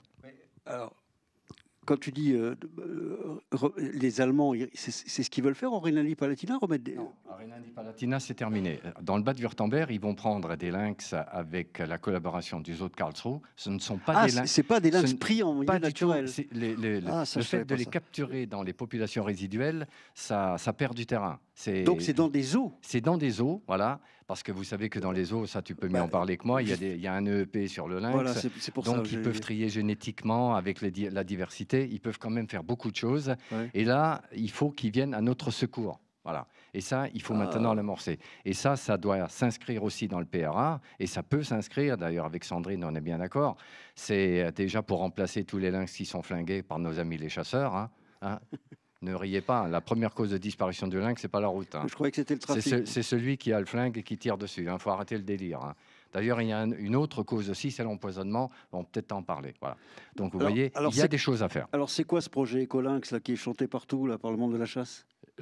Sandrine, est-ce que tu veux parler d'Écolynx? C'est un projet qui est porté par qui déjà? Dites. Par la Fédération des chasseurs, donc la Fédération nationale. Donc il y a différentes fédérations départementales et chasseurs qui sont intégrées dans ce projet-là. Ouais. Donc le projet, il y a différents sujets. Il y a travaillé sur des études sociologiques, donc sur l'acceptation du lynx auprès des chasseurs. Ouais. Il y a travaillé sur l'étude proie prédateur, donc d'analyser en fait les chevreuils et du coup prédatés par le lynx. Il y a aussi tout un volet de sensibilisation donc des chasseurs auprès des chasseurs sur le thème du lynx. Oui. Et ça, là, c'est majoritairement financé par l'éco-contribution. Donc, dedans, il y a quand même des projets vraiment louables, justement, en termes de sensibiliser les chasseurs, de faire beaucoup d'actions sur ce thème-là. Oui. Et donc là, il y a déjà une partie qui a été réalisée. Et là, ils réfléchissent déjà à Écolynx 2 à partir de l'année prochaine. Et c'est vrai que c'est des actions assez conséquentes auprès des chasseurs. D'accord. Alors, est-ce qu'il y a des fédérations de chasse départementales qui réagissent mieux que d'autres sur cette question-là? Alors, sur les Vosges, en tout cas, ce que je peux dire, c'est que donc il y a surtout la fédération de chasse du 88 qui est vraiment moteur, en tout cas, sur ce sujet-là. Oui. Donc là, par contre, en Alsace? En Alsace, c'est différent. On travaille du coup avec la fédération de chasse du Bas-Rhin, où là, on a un président qui est vraiment très impliqué. On arrive vraiment à bien travailler avec le président. Au Rhin, c'est en cours. On a un peu moins de contacts. Quand vous dites c'est en cours, ça veut dire que c'est pas un blocage. On essaye de travailler. Eux, ils ont pris un thème assez spécifique aussi, c'est de travailler sur le suivi. Donc dans Écolynx, c'est aussi toute une partie suivi que j'ai pas évoquée. Et donc là, le Haut-Rhin, du coup, travaille sur ce sujet-là. Mais c'est vrai qu'en tout cas, nous, pour l'instant, on a vraiment des bonnes relations avec les présidents. Après, du coup, les présidents amènent aussi justement ce sujet-là et on arrive du coup on essaye du coup de sensibiliser au maximum les chasseurs. C'est quand même un bon point. Non, mais c'est une très bonne action, mais ça ne veut pas dire que les chasseurs vont embrasser le lynx demain. Il faut arrêter les conneries aussi, excusez-moi. Donc c'est une. Ça, mais c'est quand même déjà un point de départ. Mais je fais partie de cette dynamique qui va vers les chasseurs, mais je le fais depuis 40 ans. Vous avez 3 types de chasseurs. Celui qui est engagé vers le lynx, c'est une très petite minorité. Vous avez celui qui est archi-contre, qui est complètement muet, mais qui a la gâchette. Et puis, vous avez la grande majorité qui ne sont ni pour ni contre. Vous savez, comme Dutronc, il retourne toujours la veste du bon côté. Voilà. Et ce sont les plus dangereux. Et le problème, c'est que maintenant, il faut quand même trouver une dynamique. Et le PRA permettra, je pense, le faire. D'ailleurs, les premiers résultats sont là. Il y a des réunions avec eux. Le président de la fédération du Bas-Rhin, il s'investit. Le défunt Gilbert de Turckheim était très positif aussi avec nous. Tu te souviens, Bon, voilà. C'est pas pour autant heureusement que les lynx n'ont pas été flingués. Hein. Voilà. Je vous rappelle quand même qu'il y a eu un lynx. Ça, le braconnage, ça. Voilà, voilà. Mais bon, ensuite, moi, je travaille avec beaucoup de chasseurs. Bon, voilà. Mais vous savez, maintenant, ça me passe au-dessus parce que je suis un vieux con. Ils me disent encore un chevreuil que je vais pas pouvoir prendre parce que le lynx l'a tué. Vous voyez, c'est des petits caprices. Voilà, c'est chiant, quoi. Peut-être qu'ils arrêtent, hein. C'est bon. Ouais. Mais bon, on est sur le bon chemin parce qu'on est positif. Mais heureusement qu'il y a aussi ce PRA qui va dans ce sens. Ça nous permet un peu de nous sortir, nous, associatifs, de faire quelque chose de plus régalien. D'accord. Restons dans le positif. On reste dans le positif. Je regarde... Oh là là. Oui, bah oui. Au sein de l'Association européenne des parcs pour pouvoir avoir des studbooks. Donc celui du lynx est bien suivi et c'était jusqu'à il y a peu un studbook. C'est passé effectivement un EASA ex situ programme, donc avec d'autres niveaux. On a Benoît aussi qui est bien impliqué sur le sujet, donc on pourra échanger après Benoît avec Claude sur cet aspect-là. Et effectivement, les parcs zoologiques sont partie prenante de différents projets aujourd'hui. Et en tout cas, ce qui s'est passé dans le Harz est intéressant en termes d'adaptation des animaux. Ce qui se passe en Poméranie, au-delà des aspects discutés actuellement sur la génétique, sont intéressants en termes d'adaptation d'une partie des animaux.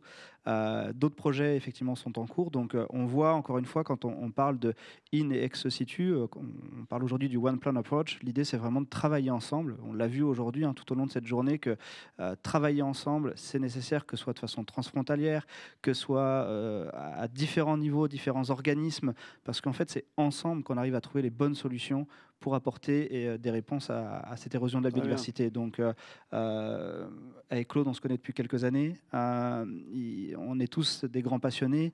Et il est clair que si aujourd'hui, si demain, il y a des solutions pour qu'on puisse remplacer les lynx, à minima les lynx disparus, par des femelles avec une diversité génétique, ou des femelles ou des mâles, peu importe, mais avec une diversité génétique qui soit suffisante pour vraiment booster la population, il est clair que les parcs zoologiques feront ce qu'il faut pour pouvoir répondre à ces besoins-là. Donc nous, on est un super outil. On a aussi l'expertise à partager, que ce soit sur les aspects sanitaires avec nos vétérinaires, que ce soit sur les aspects des techniques de lâcher. On est là et on répondra présent encore une fois. Les zoos sont vraiment impliqués aussi dans le cadre du plan régional d'action et du plan national d'action. Et effectivement, ce qui est intéressant, c'est qu'actuellement, l'ensemble des pays du coup se structurent avec notamment Eurolynx et Linky Lynx, et justement ils travaillent justement sur des études ex situ et in situ, et vraiment d'avoir un retour d'expérience en fait de chaque pays. Et là, c'est vraiment quelque chose qui est vraiment intéressant, et d'avoir vraiment des retours spécifiques sur chaque projet qui s'est bien passé. Oui, ça fait un réseau, quoi. Et ça, du coup, voilà, c'est vraiment en train de se structurer, et ça, c'est vraiment positif pour le lynx. Oui, mais ça, je ne savais pas que ça existait. Ça. Une petite anecdote, lorsque M. Macron part en Chine pour faire la promotion de l'État français, il emmène dans son avion M. Delors, qui est le président de l'Association française de parcs zoologiques, dont vous faites partie. Bon. Laurent, et son frère, quand vous irez en Assemblée Générale, glissez-lui un petit mot, dit Emmanuel, aide-nous un peu, là, va voir ton ministre, et puis va voir surtout le ministre de l'Agriculture. Il dit, écoute, le lynx, il faudrait peut-être qu'on fasse un peu, et puis si on peut voir Brigitte, ça serait bien aussi. Et ça tient à une personne, quoi, voilà. Surtout que les Allemands le font, ça fait la 3e fois qu'ils le font. Donc, il ne faut pas qu'on reste à la traîne. Parce que le temps qu'ils traversent le Rhin à la nage, nous, nos mâles, ils en auront marre de courser les femelles qui ne viendront pas. Et il n'y a pas encore de bordel à lynx. Voilà. Bon.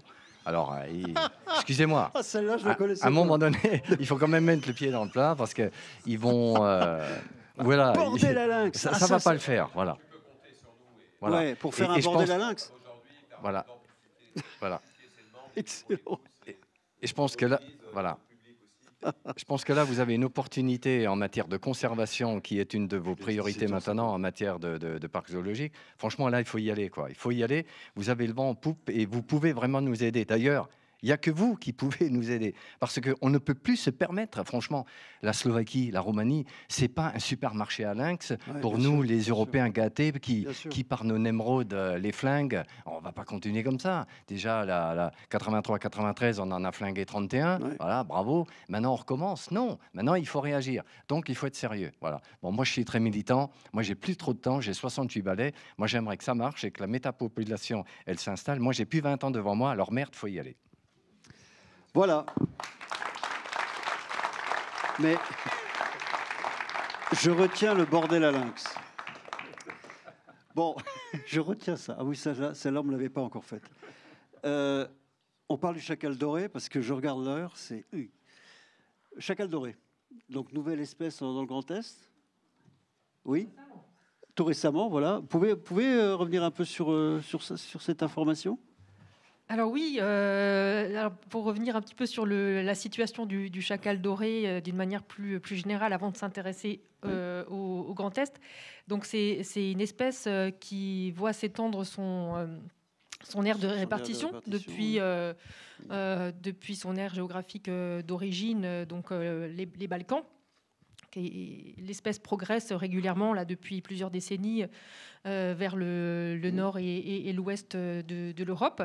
Et donc progressivement, nos pays voisins ont vu s'installer l'espèce. On s'attendait assez logiquement aussi à un moment donné à la voir arriver sur notre territoire. Donc l'OFB a été chargé par le ministère de l'écologie d'assurer la surveillance.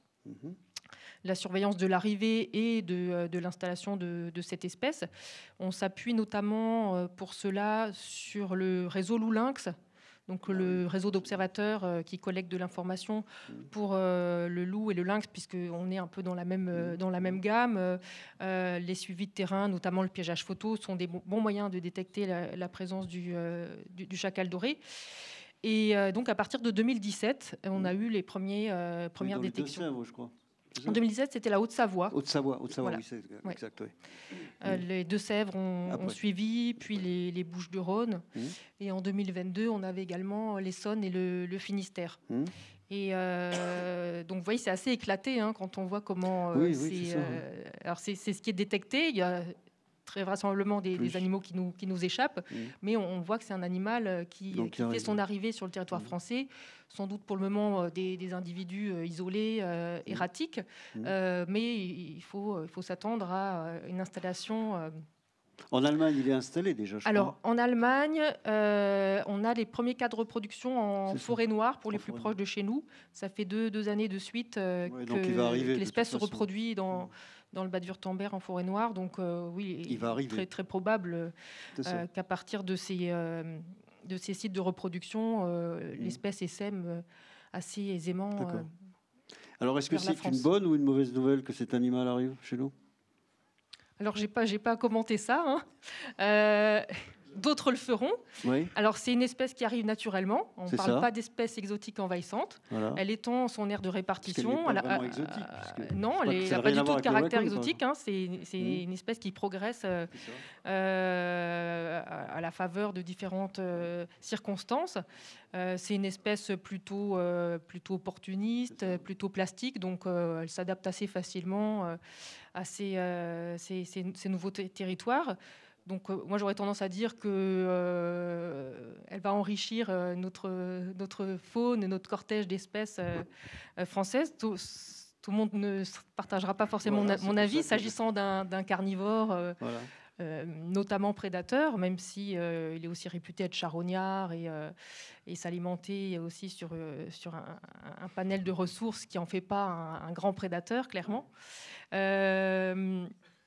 Donc, la question va être comment cet animal va trouver sa place dans nos écosystèmes, pour voir le côté naturel des choses, et dans nos activités et nos milieux anthropiques, quelle place on va être capable de laisser à cet animal.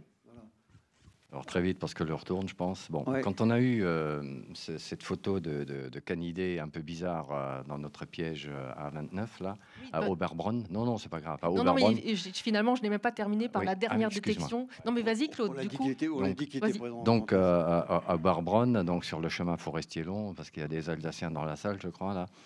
Donc on s'est dit, tiens, c'est bizarre, c'est un petit loup qui est rachitique, il a une maladie, etc. Donc on envoie ça donc, à l'OFB. Elle dit, voilà, pouvez-vous identifier ce canidé? Donc Marie-Laure fait le nécessaire, voilà. Donc nous, on transmet ça tout à fait naturellement et on attend les résultats.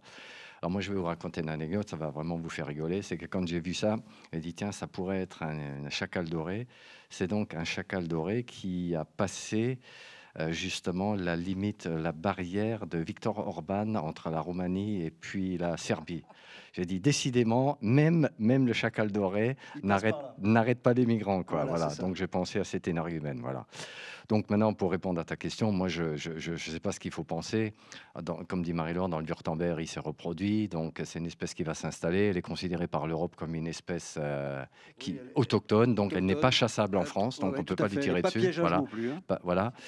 Donc moi je suis pas prophète. Les canidés, j'y connais pas. Ça va changer, Voilà. c'est évident. Je ne sais pas comment ça va évoluer. Est-ce que c'est un concurrent pour le renard? Moi, franchement, je ne sais pas. Je ne suis pas qualifié pour parler de ça.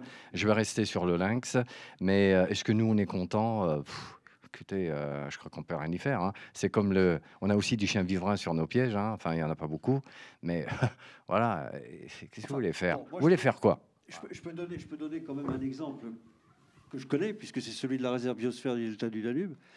La discussion que j'ai eue avec les gens de la réserve il n'y a pas si longtemps que ça, c'était au mois d'avril, parce que c'est vraiment une espèce qui a explosé dans le delta, et ils m'ont dit qu'il n'y avait pas d'impact important, enfin, quoi que ce soit, sur le milieu dans le sens large.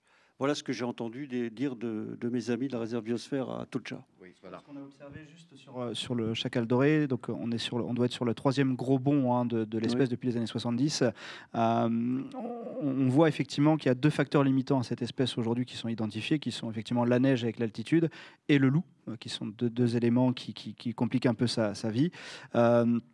Ce qu'on ne maîtrise pas encore, c'est effectivement comment il va s'insérer en fait dans l'équilibre, notamment sur les territoires avec le renard roux, puisqu'effectivement il y a une compétition qui existe entre les deux, et effectivement le renard roux a tendance à pâtir un peu de sa présence. On est sur des effectifs qui sont quand même assez importants sur l'ensemble du territoire européen, puisque il y a 5-6 ans on parlait de 120 000 chacals dorés, donc là on doit plutôt, je pense que ça a été revu encore à la hausse, donc on doit être plutôt, je ne sais pas s'il y a d'autres chiffres qui sont sortis, mais de toute façon ça continue à monter, il n'y a pas de raison. Et moi j'ai souvenir des premières données qui ont été découvertes en fait sur le nord de l'Europe, notamment en Estonie, où c'est les années 2010, et les premières données c'est des attaques sur troupeaux de moutons, et ils pensaient en fait effectivement qu'il y avait des loups qui attaquaient, donc les animaux ont été abattus, et effectivement c'est comme ça qu'ils ont pu documenter l'arrivée du chacal doré en Estonie. Mouton. Ouais. Alors, excuse-moi, mon estonien est un peu limité, donc je demanderai quelques précisions. Non, parce que dans la bibliographie, on n'a pas trop de recul, nous, en France, sur sa prédation, mais il semblerait de par son gabarit, en fait, il ne soit pas capable de s'attaquer à des gros individus. C'est plutôt de la gamme de l'agneau, éventuellement.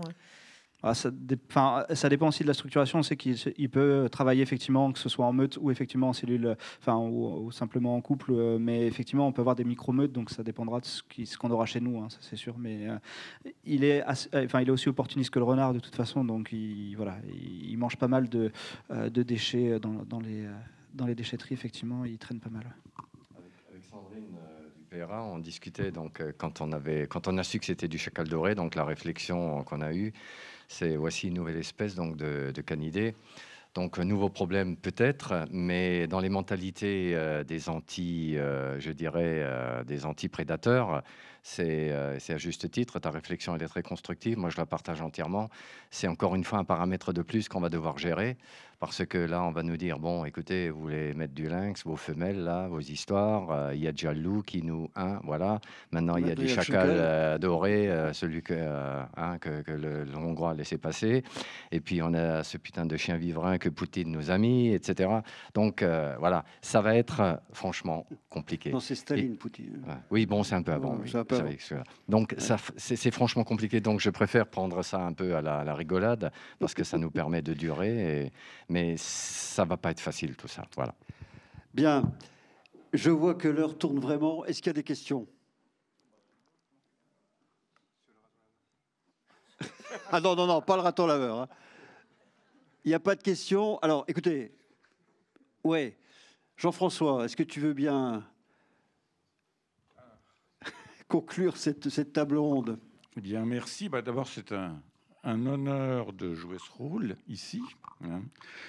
Et puis, c'est pas facile, vu la richesse de tout ce qui vient d'être dit et de l'extraordinaire culture naturaliste, scientifique des gens qui sont autour de la table. Je ne parle pas pour moi. Voilà. Donc, je commencerai peut-être par une anecdote. C'était il y a quelques années. J'étais membre d'une structure qui n'existe plus aujourd'hui. Ça s'appelait le CSPNB. Ça s'appelait le Conseil scientifique du patrimoine naturel et de la biodiversité auprès du ministère de l'écologie. Et c'était l'époque de Madame Ségolène Royal. Et un jour, elle nous convoque. Alors, quand elle convoqué, il fallait, donc on s'est tous déplacés à Roquelaure, au ministère, à Paris. Voilà, parce qu'elle devait nous donner un peu la bonne parole, puis elle nous interviewait. Il y avait une caméra et on devait parler devant la caméra tous. Voilà. Et puis la discussion est partie sur le loup. Partie sur le loup, à l'époque, il y en avait 300, 380, quelque chose comme ça. Et elle a commencé à dire, mais c'est totalement faux, ce que dit l'ONCFS, c'est faux. Il y en a 600 déjà. Et une discussion extrêmement chaude a commencé avec un célèbre collègue chercheur de Montpellier qui a commencé à lui dire une chose que moi-même, on m'avait dit, Christian Erard, qui à l'époque avait été responsable du service faune-flore au Muséum d'histoire naturelle, qui m'avait rappelé un peu en contradiction avec ce qu'il dit, que historiquement en France, les impacts humains du loup avaient toujours été très limités. Il n'y a jamais eu de carnage chez les populations humaines, loin de là. Et Madame Royal commence à nous parler de la fourche au loup qui, dans le Poitou, équipait encore, il n'y a pas longtemps, ou du moins dans sa jeunesse, les femmes qui allaient dans les bois, etc. Alors, la discussion dérive un petit peu, et elle part, et elle passe derrière moi, et je lui dis, vous savez, Madame la Ministre, il y en a un autre qui arrive. Elle me regarde, quel autre? Et je lui dis, le chacal doré. Voilà, donc c'était assez amusant. Ça montre la difficulté aussi de nos amis politiques, des fois, à gérer ce genre de choses. Alors, on a beaucoup parlé des questions de cohabitation entre carnivores et hommes. Alors, je pense qu'à ce niveau-là, il faut aussi voir le poids à la fois de l'histoire, de la culture, de la religion, des croyances. Et là, on n'est pas aidé complètement en Europe. Je me souviens d'un travail de Guillaume Chaperon qui montrait que finalement, les réactions vis-à-vis du loup étaient très similaires dans les zones de présence en France et en Norvège, par exemple. Donc, c'est quelque chose qui est quand même assez général en Occident. Et en même temps, je me suis intéressé pour différentes raisons à ce qui se passait en Inde. Bon, vous savez qu'en Inde, ils ont les dernières populations de lions. Ils ont au moins 2 espèces de léopards. Ils ont des tigres. Voilà. Et tout ce petit monde-là exerce des prélèvements sur les humains qui n'ont aucun rapport avec ce que l'on connaît dans nos régions. Dans une ville comme Mumbai, Bombay, il y a un parc naturel, un parc national, le parc Sanjay Gandhi, où il y a à peu près un peu plus de 30 léopards qui, à certains moments, dans les 20 dernières années, ont effectué des prélèvements relativement importants. On parle de plus de 10 personnes, etc. Aujourd'hui, ça s'est calmé parce qu'il semble qu'ils se soient adaptés d'ailleurs, qu'ils ne sortent plus que la nuit et ils consomment essentiellement des chiens errants. Chiens errants, et c'est là où on rejoint une très grande différence culturelle, c'est que du chien errant au léopard, dans la culture indienne, tous ces animaux sont protégés et il est strictement interdit de les tuer officiellement. Puis je vous rappelle qu'ils ont aussi des éléphants qui posent des problèmes. Et ces chiens errants, d'ailleurs, finalement, la consommation des chiens errants par les léopards de Mumbai permet aussi de réduire les risques de morsure et de diffusion de la rage. Voilà, donc on est devant tout de même une situation qui est extrêmement difficile chez nous, puisque finalement, culturellement, il y a toujours ce concept que la biodiversité, c'est un peu à l'origine des fameux services écosystémiques, doit être utile à l'humain. Et lorsqu'elle n'est pas utile à l'humain, on va essayer de l'éradiquer d'une certaine manière. Alors, je vous invite simplement à regarder c'est sur Arte, Vivre auprès des grands fauves de Malaika Vaz, qui présente cette situation indienne. Alors c'est certainement un peu caricatural, etc., mais c'est tout de même très intéressant de voir comment des paysans hyper pauvres arrivent à limiter les prélèvements des tigres en particulier. Et on revient à ces histoires de clôtures qu'on avait évoquées tout à l'heure. Ils augmentent la taille des clôtures en fonction justement du niveau de prélèvement. C'est bon. Alors après, le parallèle est extrêmement difficile à faire, mais c'est tout de même intéressant de voir qu'il y a des aspects culturels qui vont être tout de même très difficiles à surmonter. Alors, il y a un autre point qui me semble important, c'est que aussi en France, finalement, on a des activités humaines partout. Alors, je sais que ça peut ne pas plaire comme commentaire, mais il y a du mouton dans les parcs nationaux. Et semble-t-il, il y en a peut-être plus qu'il n'y en a eu. Hein. Donc, la question aussi, par rapport à la régulation ou le contrôle des populations de loups, récemment au CNPN, on a eu un exposé de monsieur le préfet en charge du loup. Hein, c'est toujours très intéressant de discuter avec lui. Et je vous dirais de façon officieuse que tout de même, notre réaction par rapport à 2 décrets qui étaient proposés, c'est de dire qu'aujourd'hui, la stratégie nationale se résume à l'organisation des tirs. C'est tout de même... Alors, tu as eu tout à fait raison tout à l'heure d'évoquer le drame que peut représenter une attaque massive de loups sur une bergerie, mais il faut peut-être essayer de réfléchir à une autre manière de gérer les populations de loups. Et en particulier, ne faudrait-il pas à un moment donné s'inspirer peut-être d'exemples étrangers, alors ça on n'aime pas trop ça en France, hein, pour avoir des zones, des aires protégées. Alors, on parle beaucoup de protection forte en ce moment, mais en fait, la protection forte en France, elle est en train de, j'allais dire pas partir en eau de boudin, mais c'est tout de même extrêmement politique derrière. Hein. Et on voit on a parlé de la réserve de la Seine champenoise, du parc national, c'est pas un parc national, c'est réserve naturelle nationale. Mais nous, au CSRPN, on a dit, mais attention, vous êtes en train d'accepter des tas de choses là-dedans, y compris de la chasse, etc. Hein, bon, donc, il faut... Donc, est-ce qu'il ne faudrait pas avoir des zones qui soient dévolues aux non-humains, aux autres? Alors, c'est un vœu pieux, parce que je sais que c'est extrêmement difficile, mais d'autres pays ailleurs l'ont fait. Hein, voilà. Bon. Donc ça, c'est un autre point qui me semble important. Hein. Pour ce qui est de... Bon, on a parlé beaucoup du lynx. Alors le lynx, on s'en occupe aussi, puisque je suis co-référent sur le lynx au CSRPN. On a parlé beaucoup récemment, puisqu'on a eu une présentation justement du bilan du PNA lynx. Alors d'abord, un commentaire un peu général. Je suis toujours assez, alors c'est très subjectif, hein, assez, non pas choqué, mais en France, il y a un ouvrage qui s'appelle La Panthère des Neiges, qui doit atteindre 600 000, 800 000 exemplaires. Et nous, on a une petite Panthère des Neiges, qui vaut bien l'autre.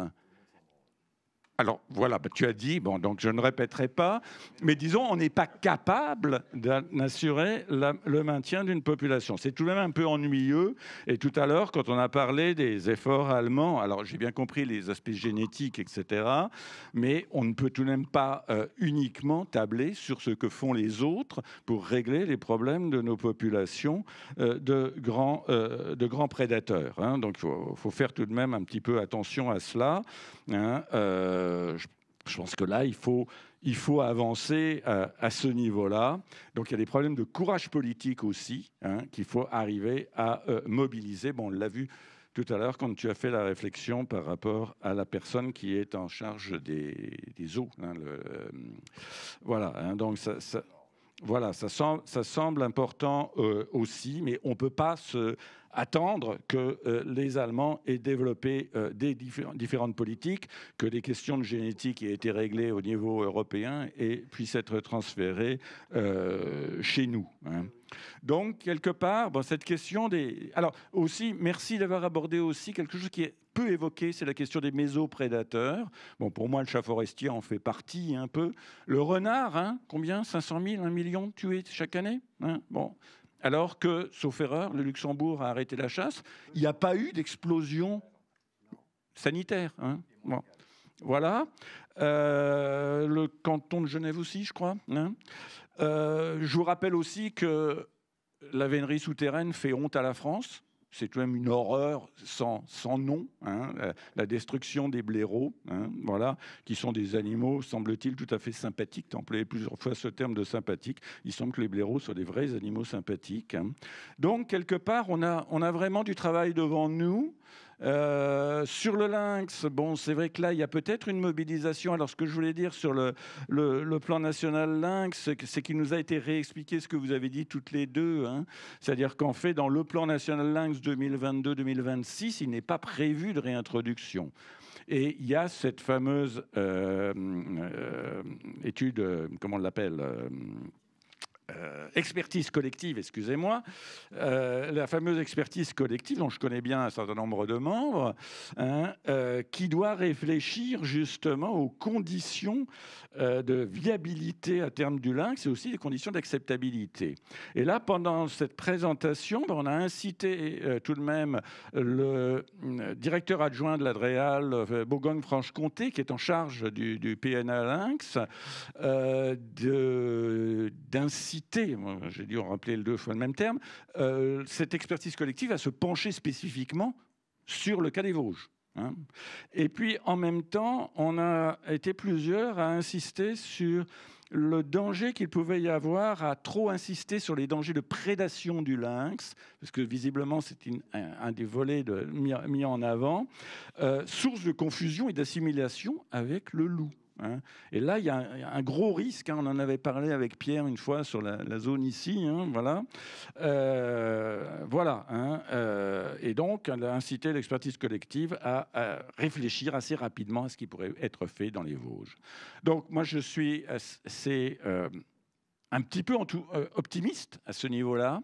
Hein, je pense qu'il faut essayer de l'être. Il faut continuer à travailler, comme vous l'avez dit, les uns les autres, les unes les autres, à rassembler les acteurs autour de cette question du lynx, qui est déjà peut-être plus facile à régler que la question du loup, même s'il est tout de même très peu nombreux dans notre région, hein, pour, en lien aussi avec les études génétiques, essayer d'assurer une pérennité pour à la fois la population, mais surtout la métapopulation entre l'Allemagne, les Vosges et le Jura, à la fois français et suisse.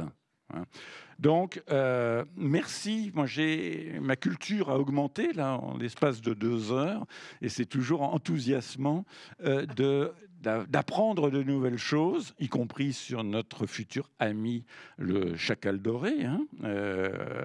Alors, je crois que ça s'élève assez bien, je vous le signale. J'avais un ami, alors ce n'était pas tout à fait la même sous-espèce, mais c'était en Égypte. Il en a eu un plusieurs années. Chez lui, ça se passait très bien, donc ça peut être intéressant comme animal de compagnie. Hein. Voilà. Oui, voilà, c'est peut-être mieux que les bordels à lynx. Voilà. Donc, merci pour tout cela. Et puis, on va continuer, les uns les autres, je pense, à essayer de travailler dans la même direction. Merci Jean-François.